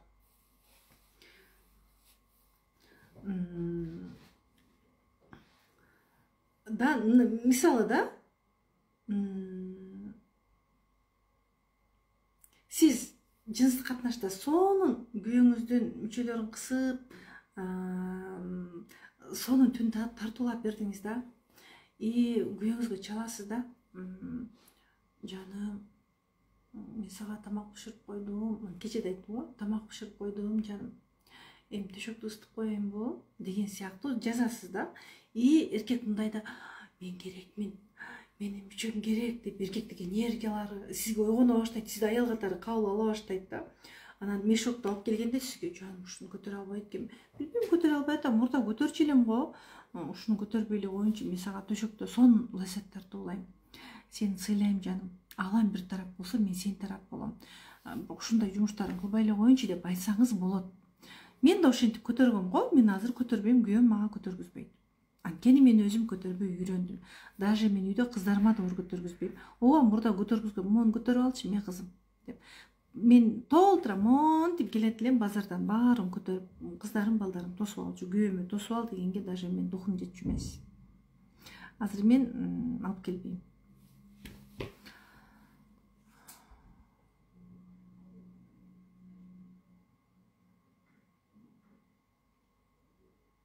Асанканын түздөө боюнча көнүгүүлөр барбы дейт, бар. Телефондон секс тууралуу сүйлөшсө болобу дейт, болот. Жүрөк титиреп кетет. Неге титиреп кетет? После рода арыктап кеттим, курста мээ менен иштеп вес кошо аламбы дейт. Ооба, арык кыздар тамактан издебегиле себебин. Только мээ менен иштөө керек. Семирген кыздар бар, ооба, мен вес коштум деп жыргагандар бар. Мен азыр вес таштоонун аракетинде жүрөм, например, да. И сиздер вес таштайм деп жүрөсүз, вес кошом деп жүрөсүздөр да. Мен да про тарифин сунуштайм дейт Алтынай айым. Барыңыздарга мен про тарифин сунуштайм дейт. Күйөөм измена кылып аябай стресске түшкөн убакта катышкан. Биринчи сабакта эле күйөөмө көзүм мамилебиз жакшыра түштү дейт. Анан жаңыдан сүйө баштады дейт. Мындай учурлар көп. Бүгүн эле бир аял жазды. Голос жөнөттү эжеке дейт. Мен эмоция менен жеткиргим келип атат, угуп коюңузчу дейт. Күйөөсү башка аял алып алган экен да. Сиздин курска катышкандан кийин дейт, телефон чалганда ысык келинчек жасадым дейт. Ысык келинчек техникасы бар менде. Ысык келинчек жасадым дейт. Сиздеги техникаларды колдондум дейт. Анан күйөөм дейт, мен жаңылган экен, мени кечир, мен аны менен жыйыштырдым деп, экинчи аял менен, ал аны менен да ачыкка чыгып алган экен. Жыйыштырдым деп, ошол бизге келди дедиби, айтор, же келе элек окшойт. Эми жаныңарга барам деп атат дейт, окшойт. Вообще акча бербей калган, иши жок болуп калган дейт. Акыркы бир айда эле 70 000 акча салды дейт. Экөөбүздүн мамилебиз кадимкидей жакшырып калды дейт.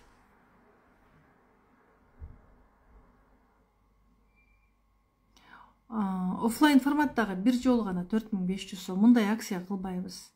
Үндү назик кылуучу дагы бир фишка бериңчи дейт. Мен эч нерсе бере элекмин го кыздар эле. Курска келиңиздер, курстан баарын үйрөтөм. Мүчөсүн мактай албайм, жатайлы деп да айта албайм дейт. Айтыш керек. Айтыңыз. 5 мүнөттө бүтүрүп кайра уйкуга кетет.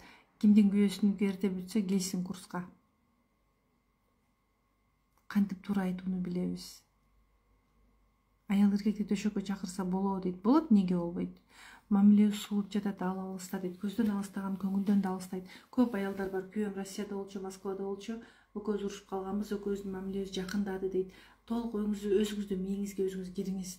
Күйөөңүзгө сырдуу болуңуз. Сизди кызганып өзү келе турган болуш керек. Көп аялдар өзүн жоготуп, эркектин апасындай үйдө алып жүрөт, өзүн толук эркекке берилип кеткен. Конечно, эркек ал аялын оңой таштап кетет, боюнда кылып кетет, анан төрөйт, өзү чоңойтот. Кыздар анчалык ыңгайлуу болбогула. Жаныңарда жатсын эркегиңер. Ким айтты Кыргызстанда акча жок, акчаны Москвага эгип койгон деп.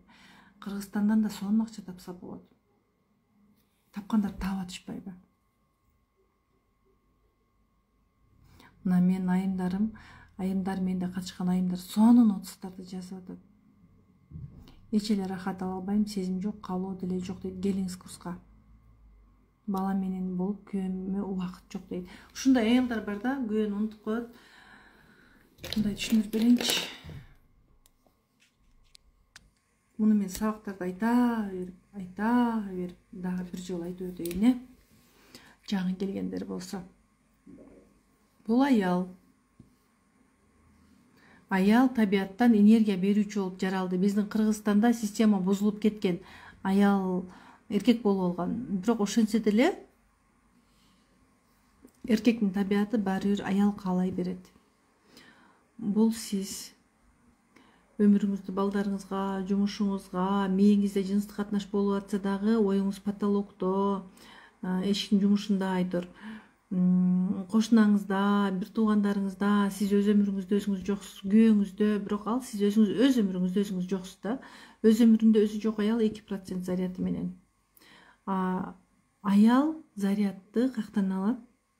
Аял зарядты бриллианттан, кийимден, акчадан, дүнүйөдөн, баладан, жаратылыштан алат,үйөөдөн алат.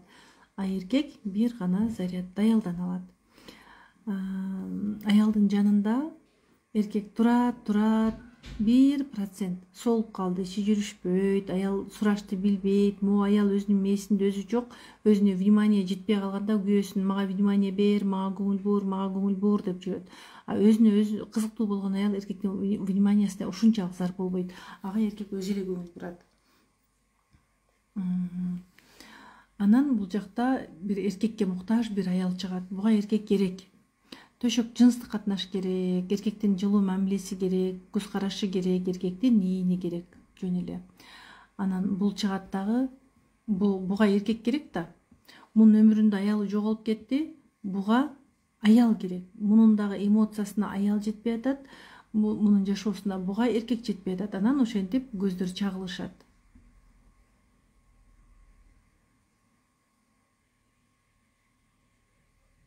Көздөр чагылышып, бири-бирине энергиялары тартылат. Аял кантип эркегинин жанына байпастап барып калды, эркек кантип барып калды билбей калат. Анан кичинекей эркек да бул уже аялга жакындай баштайт. Аялга жакындады, аялга бир нерсе кылып берди, бул болушунча назик үнү менен рахмат, кыйын мырза экенсиз деген сыяктуу мамиле кылат. Ошентип экөө бири-бирине анан тартышып кетет. Аял калып калат. Эркек же үйлөнүп кетет, же тиги аялды тандап кетет. Анан аял эмне дейт? Аял балдары менен болуп калды го. Жазып атпайсызбы ушул суроого жооп болуп атат. Бала менен болуп күйөөмө убакыт жок деген. Анан аял эмне дейт? Бир күнү жалгыз калып калганда, дагы жакшы балам бар, балам болбогондо мен эмне кылат элем дейт.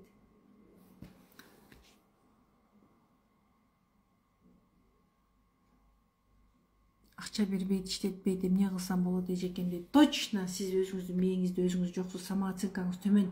Акча бербесе иштешиңиз керек болчу да. Акча да бербейт, иштетпейт. Сизди манипуляция кылып атат го, иштебейсиң дагы акча да бербейм деп. Просто пайдаланып атат. Сиздин ага ушунчалык көз каранды экениңизди билет. Мындай ситуацияда мен да болгонмун го, иштейин десем иштетпейт, кийим десем кийим алып бербейт. Өзүмдү унутуп койгон экенмин да. Курска келиңизчи. Келгилечи курска. Налып жашай бербей, иштетпейт анан деп, акча бербейт анан дебестен. Курска келсеңер, сырын үйрөнөсүңөр да. Мен силерге просто узак бир нерсени айтсам азыр, травмаларыңар ачылып кетет. Травманы ачтыкпы, жабышыбыз керек. Курска келип туруп, травмаңарды ачкыла дагы жапкыла. Курска келесиңер, сабактар менен травманы ачабыз, проработка менен жабабыз. Ошон үчүн ар бир сабактагы бар и проработкадагы бар. Сабак сразу проработка берилет. Травманы ачуу керек, болбосо травманы ачкандан кийин жабыш керек. Көп аялдар бар, менин бир жакыным бар да. Аденомиоз болуп жакында келип Бишкекке лечение алып кетти. Жакын, жакшы адам, ооба. Обидалары көп чындыгында, анын чек арасына көп адамдар киришти. Эми илгери жакшы келин десе унчукпаган келин деди го. Көп адамдар турмушуна аралашты. Обидалар көп да. Мен аларды ушул проработка кылып чыгарышыңыз керек, чыгарып салыңыз, психологко барыңыз дедим. Мен жакыным, мен ага психолог боло албайм. Айтты, мен жанымда бир психолог турса эмнеге барам деп. Жок дедим, мен сизге толук жардам бере албайм дедим. Мен сиздин жакыныңыз боюнча калам, психологко барыңыз дедим. Десем, бүттү унутпайм, барганда эмне аларды мен уже бүттү унуткам мен дейт. Унуткан жок ал, капкакка салып жаап койду го. Ал нерсе бир күнү оору болуп чыгат, ал аялдын походкасын бузат, эмоциясын урдайт, ичтеги ачуу, ыза.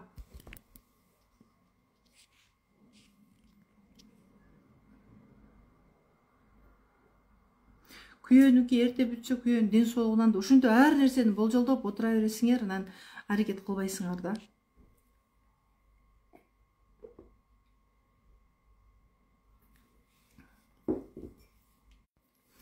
Аял төшөктө жатышты билбесе деп айтайынчы мындай. Кагазга оробой. Аял жыныстык катнашта аракет кылганды билбесе, эркекке оюн туура жеткирүүнү билбесе, эркекте эки жол бар. Аялга кошулуп, эркек да слабый болуп кетет. Же экинчи жолу бар, любовница таап, жыргап, аны менен жүрө берет. Ден соолуктан да болушу мүмкүн, ооба. анда урологко барыш керек, массаж алыш керек. Эгер жок барбайм деп намыс кылат, биздин кыргыздарда эми куру намыс аябай көп. Эми сен куру намыс кылба, бар десең, анда апасынын ролуна түшүп кетесиң, өзүңдүн ролуңда өзүң жоксуң.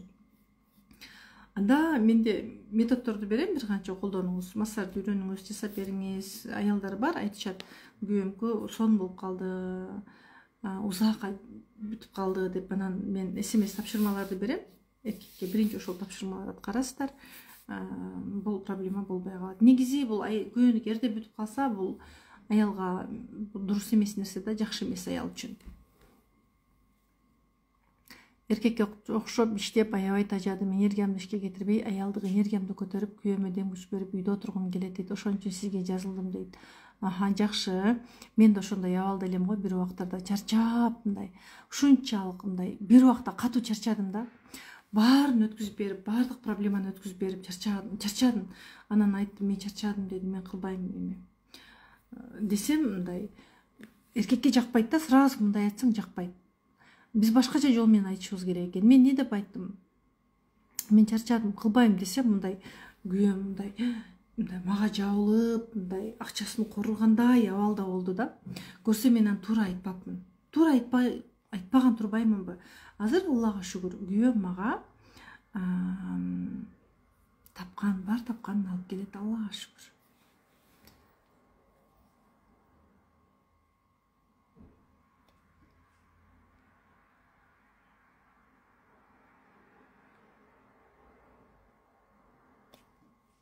Биз күйөөмө тез уруша беребиз, эмне себептен дейт. Мына көрдүңүздөрбү кыздар?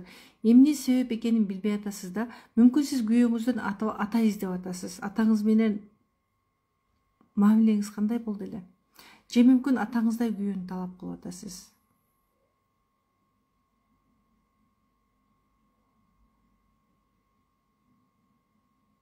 Менин күйөөм негирим, сарым деп эркелетет, мен жаным дейм дейт. Сиз да ошентиң десем, мен тескерисин айтам дейт. Айтыңыз да, жаным деңиз да. Мен ушундай сөздү укканды каалаймын деңиз. Сен мага ушундай 3 жакшы сөз тартуула, мен сага түндө кызыктуу оюн тартуулайм деңиз да. Анан сарым, негирим десе, булк этип журканды оодарып туруп, мен сары эмесмин, негир эмесмин деп жатып алсаңыз, уже сиз баласыз.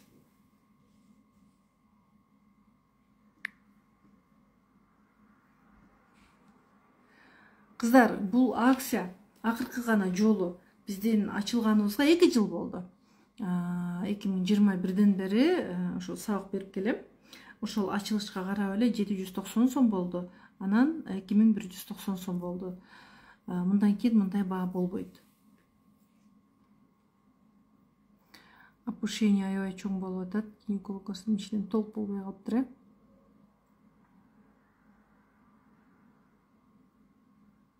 Күйөөм көп көңүл бурбайт, телефондон көп карайт. Бир учурда ошол мен болчумун. Мен телефондун ичине кирип кетким келет деп айтчумун. Как будто телефондун ичине кирип кетсем эле, телефонду тиктеп мени карап отура берчүдөй.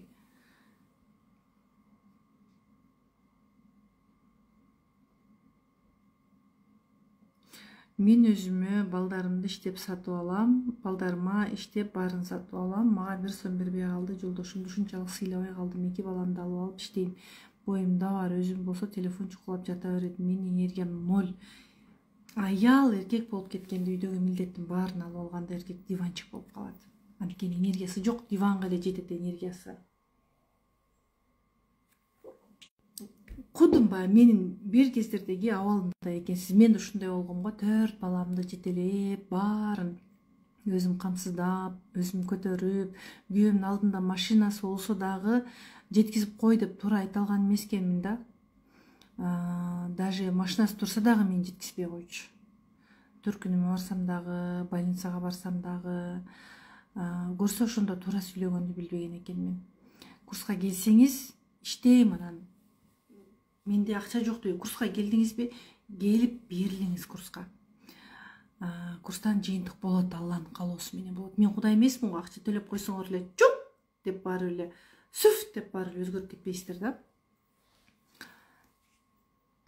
Келесиз, сабактарды угасыз, түшүнөсүз, амал кыласыз, өзгөрөсүз.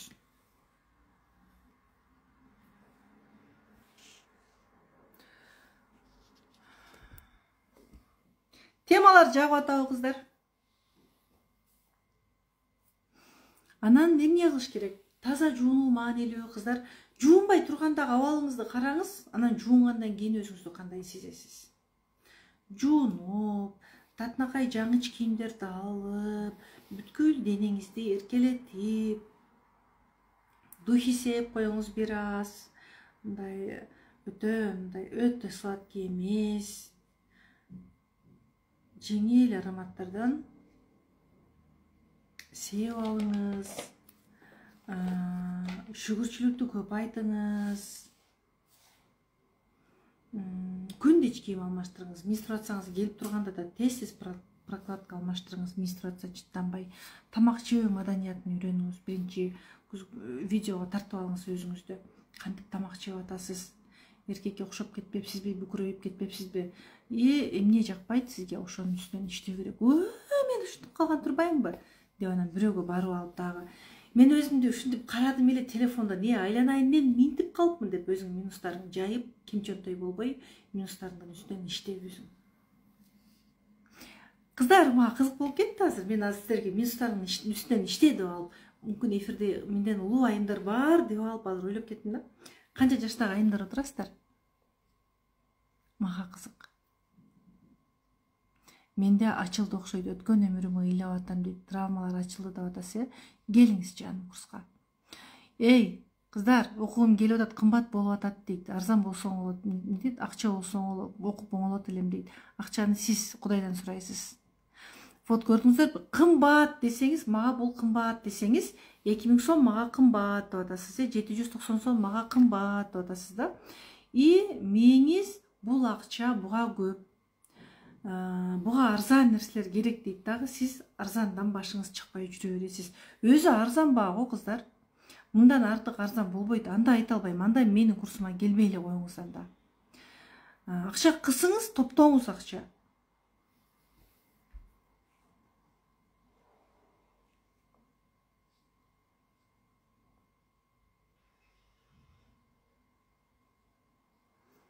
Мен жолдошум эмне айтсам сурасам макул дей берет. Ошондо мен кандай аялмын?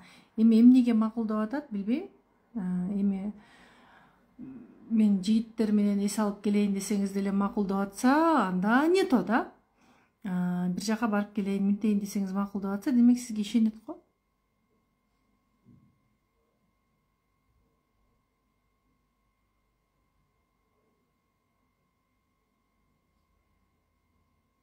Аденомиоз, опушение матки деген диагноз койду. Аденомиозуңуз проработкалар менен кетиши мүмкүн. Опушение интим гимнастика менен эле кетет.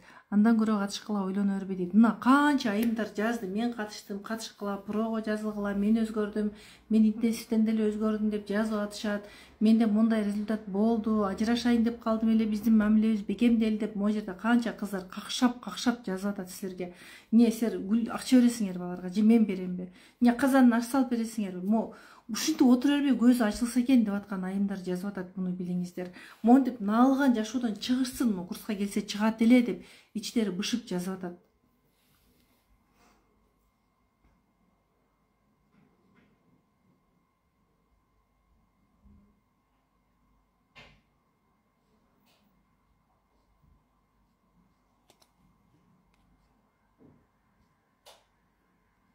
Канча айымдар жашыңыздарды сурасам жазыпсыздар, окугум келип атат.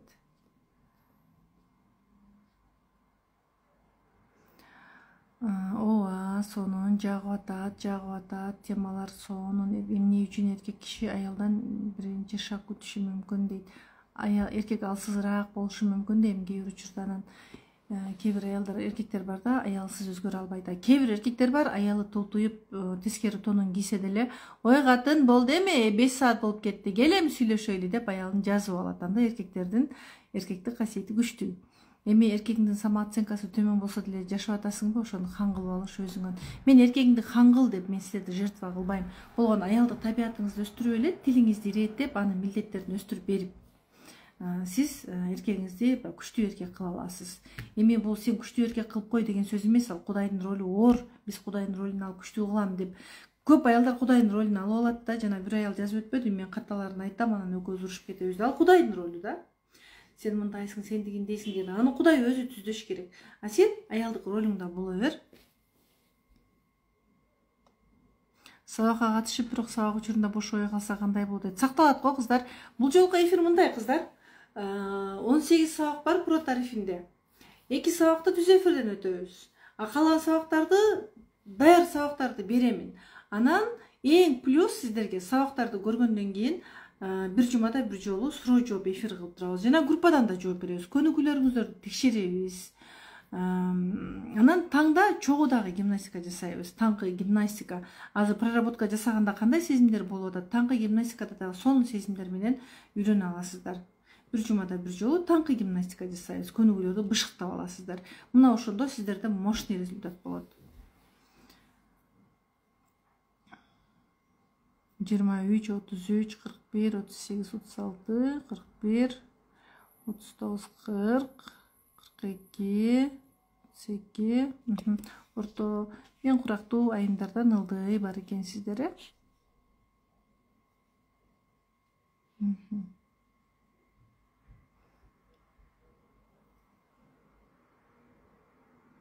Акчаңа ичиң ачышып отуруп өзүң өзгөргөңдү билбей калат экенсиң. Акчам кетип атат деп бир нерсени үйрөнүп алайын деп баардыгын алат экенсиң. Аз берип көп нерсени алат экенсиң дейт.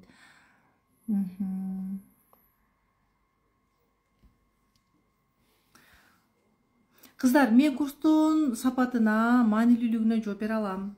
Эгерде курсум маанисиз болсо да, эртең келип сиздер менин бетими тытып койгонуңуздардан коркот элем. Төпөштөп коеруңуздардан коркот элем да. Курска келесиздер, курс чындыгында баалуу. Бир 700 000 салдым, 2 миллион салдым деп мээңиздерге айтыңыздар, мен мынча салдым. Ошончолук билим аласыздар. Даже акчага баалап болбойт го, 2 миллион сомдук деп даже күйөөң менен урушуп талашып атсаң, ынтымактуу болуп калсаң, муну акчага баалай аласың, ынтымакты баалай албайсың. Балаң менен урушуп, бала болуп урушуп атсаң, бала менен ким урушат, бала менен ким тирешет? Точно бала позициясындагы аял урушат да. Ал демек күйөөсү дагы бир кичинекей бала менен өмүр сүрүп аткан менен барабар да, аял бала позициясында болсо. Курска келесиз, балаңызды түшүнүп, ачык сүйлөшүп, мээримдүү эне болуп каласыз. Мээримдүү эненин мээримин сиз 200 000 сатып ала аласызбы? Бала тарбиялоо сабагы Pro тарифинде да и балага проработка бар. Мага кымбат эмес бул акчалар, мен үчүн арзан болуп калды го. Билим ала берип, бүгүнкү эфирден да сизден сырдуулардын билгенден кийин, сабагыңызга катышкандан кийин өзү көрүүгө ашыкмын дейт. Курс 15 сентябрь башталат кыздар.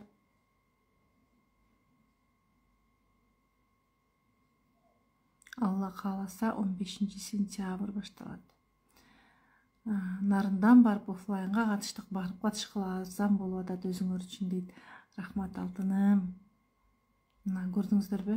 Нарындан Кеминден келгендер бар. Күндө Кеминден каттайт. Эртең менен чыгам, үйгө түндө барам дейт. Балыкчыдан каттагандар бар. Ошол офлайнда 2 психологиялык сабак бар. Бирок ортодо бир 2-3 мүнөт болсо дагы баалуу сөздөрүндөн айтып берем. Аялдар өзгөрдүк дешет да.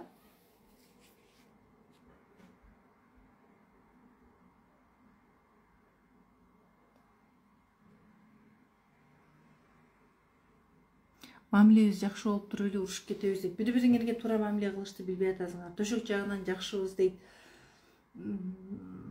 Бул төшөктө ошол бири-бириңерге бере турганды берет экенсиңер да, бирок күндүз көңүл леззати деген бар да. Көп аялдар бар, тырышып, монтип катып өмүр сүрөт. Эркекке энергия беришти билбейт. Көп аялдар бар, ошол мен дайым айтам го, апанын көзү менен күйөөнү кароо деп. Бүгүн разборда болмогой, бүгүн даже разборго жетишпедик го. Күйөөмдү кызгандыргым келет дейт. Келиңиздер курска.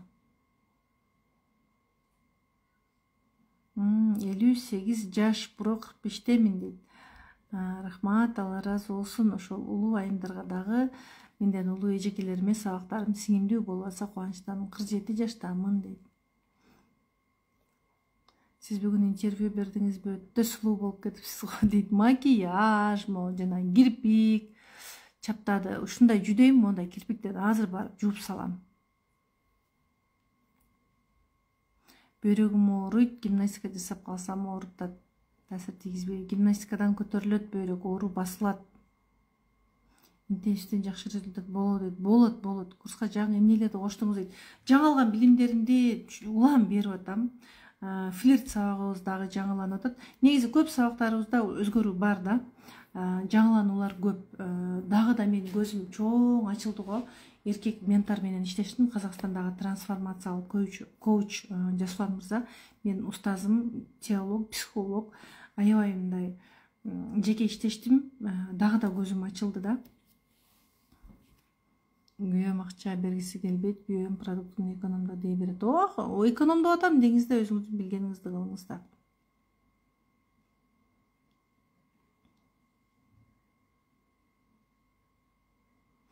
Менин жолдошум алдын адам, Турсунай эженин сабагынан кийин сүйүүбүз дагы күчөдү дейт. Молодцы, бактылуу болгула. Так. Сабакка катышайын десем, күйөөм макул деп жазыпты дейт. Күйөөмдү дагы жаш балада эркелетип калдым дейт. Туура эркелеткенди деле билиш керек.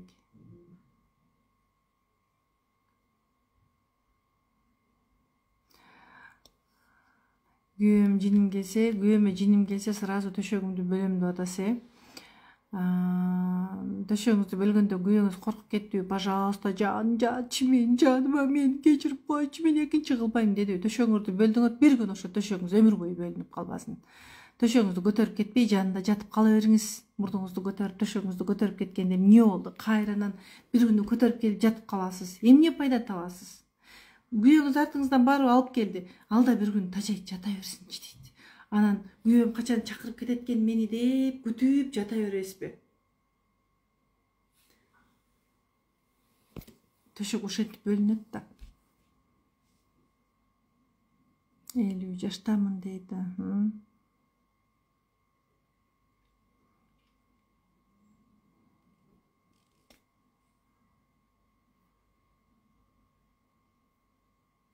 Да, кыздар, толук төрөгөндө ичинен жыртылган, тиктирип андан кийин гимнастика кылсам болот. Тиктирүүнү кааласаңыз тиктире бериңиз болот.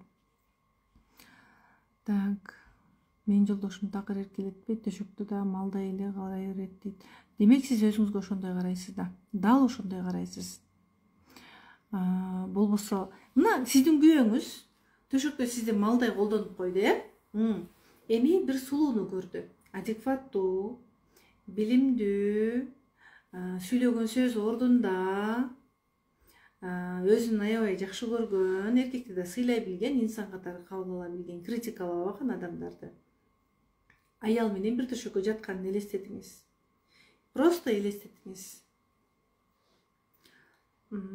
Ошол эркекти дагы малдай, ошол аялды дагы малдай колдонот деп ойлойсузбу? Ал аялга сонун мамиле кылат. Элестетип көрүңүзчү, просто так элестетип көрүңүз. Күйөөңүздүн чыныгы картинасы мээңизде бар. Мен сценаларым сыртка чыгып калган. Тиктиришим керекпи дейт. Тиктирбей эле келиңиз курска. Анан болбой баратса тиктиресиз. Негизи тикпесе деле көтөрүлүп атат. Тикпесе деле көтөрүлөт. Кайненем баласын кызгана берет. Кайне келин сабагым бар, келиңиз.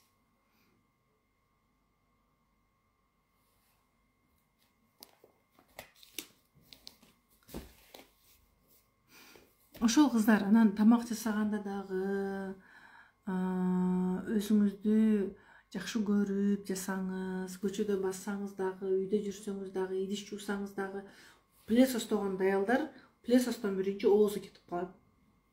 Бети түшүп калат, моундай. Кабак моундай. Плесостоп атсаңыз дагы дене мүчөңүздү сүйүп, флирт менен кыймылдаңызчы. Мисалы, тамак жасап атканда дагы флирт менен, күйөөңүз чакырса флирт менен карап, эркелөө, кылыктануу, невербальный флирт деп айтабыз го.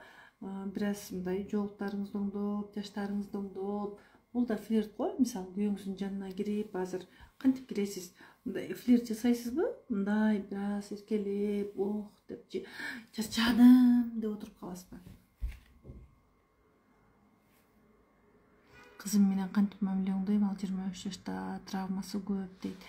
18-ден кийинки балага сиздин милдетиңиз эмне? Ким? Апа болуу. Бүттү, апа болуу, андан башка милдетиңиз жок.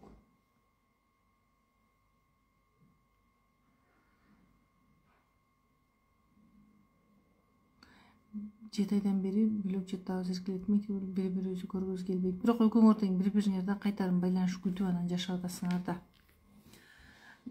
Аялым качан кадам таштайт, мен качан, күйөөңүз болсо аялым качан дейт, сиз болсо күйөөм качан кадам таштайт дейсиз.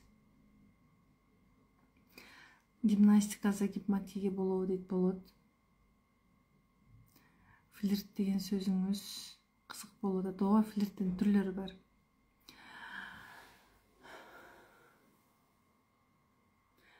Мисалы да,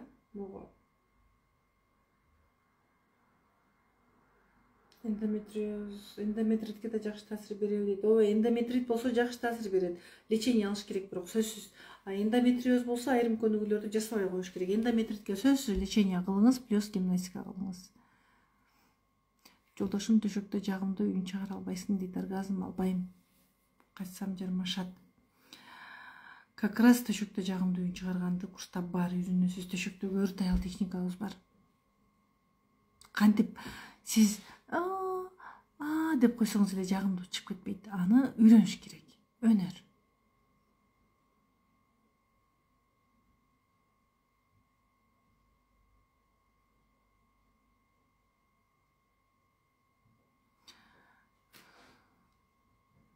Кыргызстанда аял болуу сложно дейт. Ооба, туура айтасыз. Бирок өзгөрүш керек да, аракет кылыш керек. Бүгүндөн башташ керек да. Бүгүндөн баштаса анан өзгөрөт. Жолдошунун ага болгону өзгөрөт. Аял өзгөрсө алам өзгөрөт деген бар.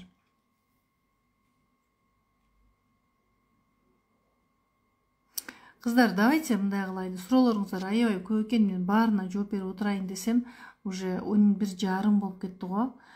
2 саатка чукул эфир болуп кетти го. Мындай кылыңыздарчы. Эми мына Зара кармай албасаңыз, шашып калбай чыгып кетет деп тряпка кийип жүрө бербей, курска келгиле. Чачыратып Зара кылсаңыз дагы курска келгиле.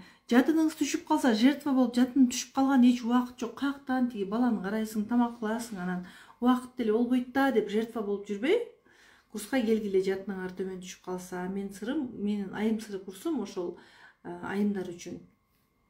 Кыныңар бош болсо, келгиле курска. Жел чыкса да келгиле. Оргазм албасаңар келгиле. Позаларды астына түшүп, анан үстүнө чыкмай болду, мындан башка позаны билбесеңиз, анда келиңиз. Позалар бар биздин курста.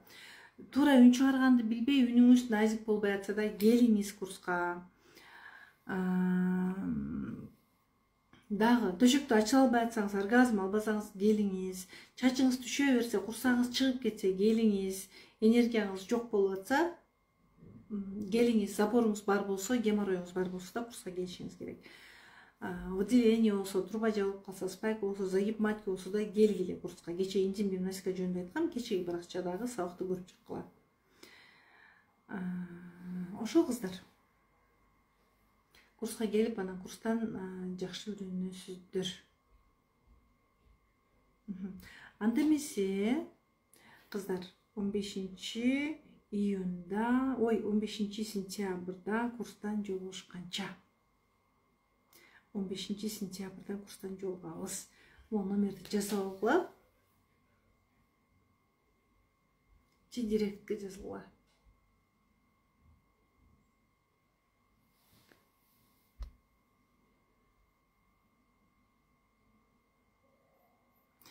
Мырзаларга сүйөм деп айтпаш керек, тажап кетет дейт. Бир белгилүү имамаларга уважение жетиштүү дейт. Ооба, туура. Уваженияны биз бирок туура беришти билбейбиз да. Уважение десе тамак жасоо, кийимин жуу деп түшүнөбүз. Аялдын жан дүйнөсүнөн чыккан, аялдык энергиясы менен сыйлагандан эле эркектер энергия алат, ошондон рахат алат, өсөт. Күндө эле сүйөм деп айта берем, баркы жок болуп калат го. Күндө сүйөм дей берсеңиз, баркы жок го, ошо күндө суу ичкен менен барабар го. тамшантып айтыш керек да.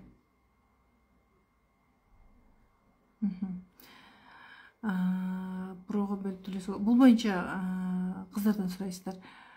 Аялмын дегендерге аял болом дегендерге про тарифин сунуштайм. Менин жашоом 180 градуска өзгөрдү дейт. Күйөөмдөн күндө белек алам дейт. О, машалла. Сонун эмес экен го. Мына уктуңарбы? Не дейсиңер эми? Дагы деле жүрө бересиңерби? Аял болом дегендерге про тарифин сунуштайм. 180 градуска күйөөм өзгөрдү, күндө белек алам дейт. Ким каалайт ушундай жыйынтык? Каалагандар белгиле. Эрозияга лечение кылып курска жазылса болот, сонун болот. Как раз курска лечение плюс гимнастика кылыңыз, келериңиз менен сонун болот, лечение кетип калат. Анан проработкаларды аткарсаңыз, сизден эски нерселер чыгат. Эски нерселер чыкканда аялга энергия келе баштайт. Энергия көбөйгөндө дагы алдыңкы булчуңга жакшы болот. Эми уктайлы.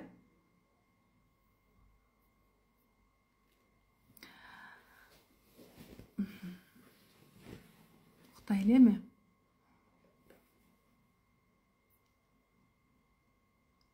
Боюндагылар катышса болот дейт. Болот катышса ооба.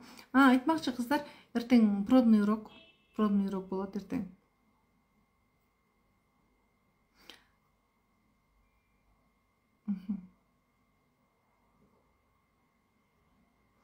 Курска катышуулар номери калтырыңыздар деп жазды эле биздин менеджер кызыбыз. Азыр номер калтырып атасыздар. Алтындарым, Канке айым, Орозгүл айым, бардык айымдар алтынсыздар. Өмүркан, Шайыргүлүм, Өмүрканым, Орозгүлүм, бардык кыздар, Жазгүлүм, бардык кыздар, Алия кызым, менеджер кыздар биздин командадагы сонун кыздарыбыз бар.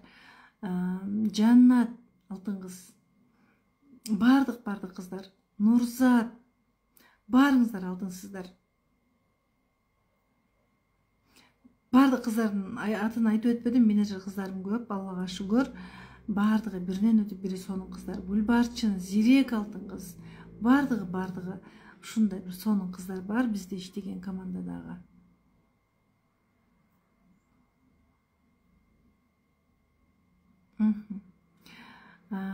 Кыздар, номерди алып калгылачы. Мен номер калтырып атат кыздар деп карап отурам.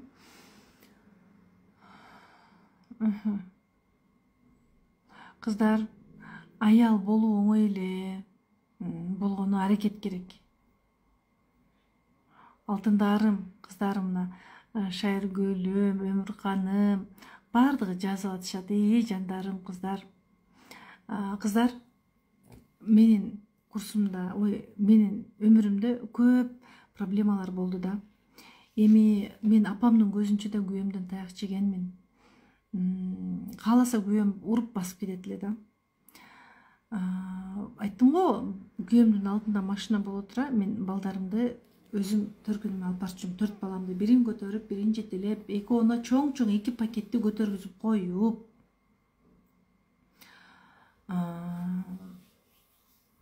Бирок мен күйөөбүз бизге келип кечирип койчу деп жалдырбай эткенде, эми ушундай бир билимдерди алса макул, эми ал деле ойлонушу мүмкүн.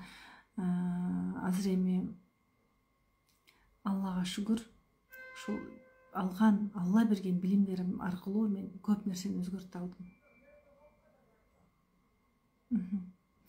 Кыздар, анда эмесе саламатта калыңыздар. Коштошолу. Ушул номерге кайрылыңыздар, болбосо Инстаграм баракчага директке жаза салыңыздар. Таяк жедим, ажырашам десеңиз эле, эртең ушундай бир сиз күткөн мырзага турмушка чыга аласызбы? Мүмкүн жан дүйнөңүз жалгызсырайт. Мүмкүн ошол учурда жөн эле бир кесе тамак эле берсем деле мейли эле, жөн эле караны жүрсем мейли эле деп калышыңыз мүмкүн.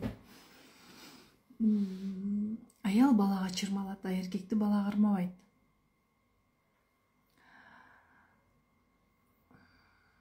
Ушуларды айтсаңыз жолдошуңуз не дейт? Эми жолдошум эфирлерин даңдыгып угуп отурбайт биринчиден. Анан мен жолдошума айткам, мен да туура эмес мамиле кылган экен, мен сенин жакшы жактарыңды көрбөпмүн деп айткам. Жолдошум түшүнөт. Ал деген ошол өзүмө болгон баанын төмөндүгүнөн болгон экен да. аялдын өзүнө баасы төмөн болсо эркек өспөйт, чүнчүп кетет. Кадимкидей чүнчүп кетет, диванчик болуп калат. Давайте, кыздар, эми точно коштоштук. Жакшы калыңыздар.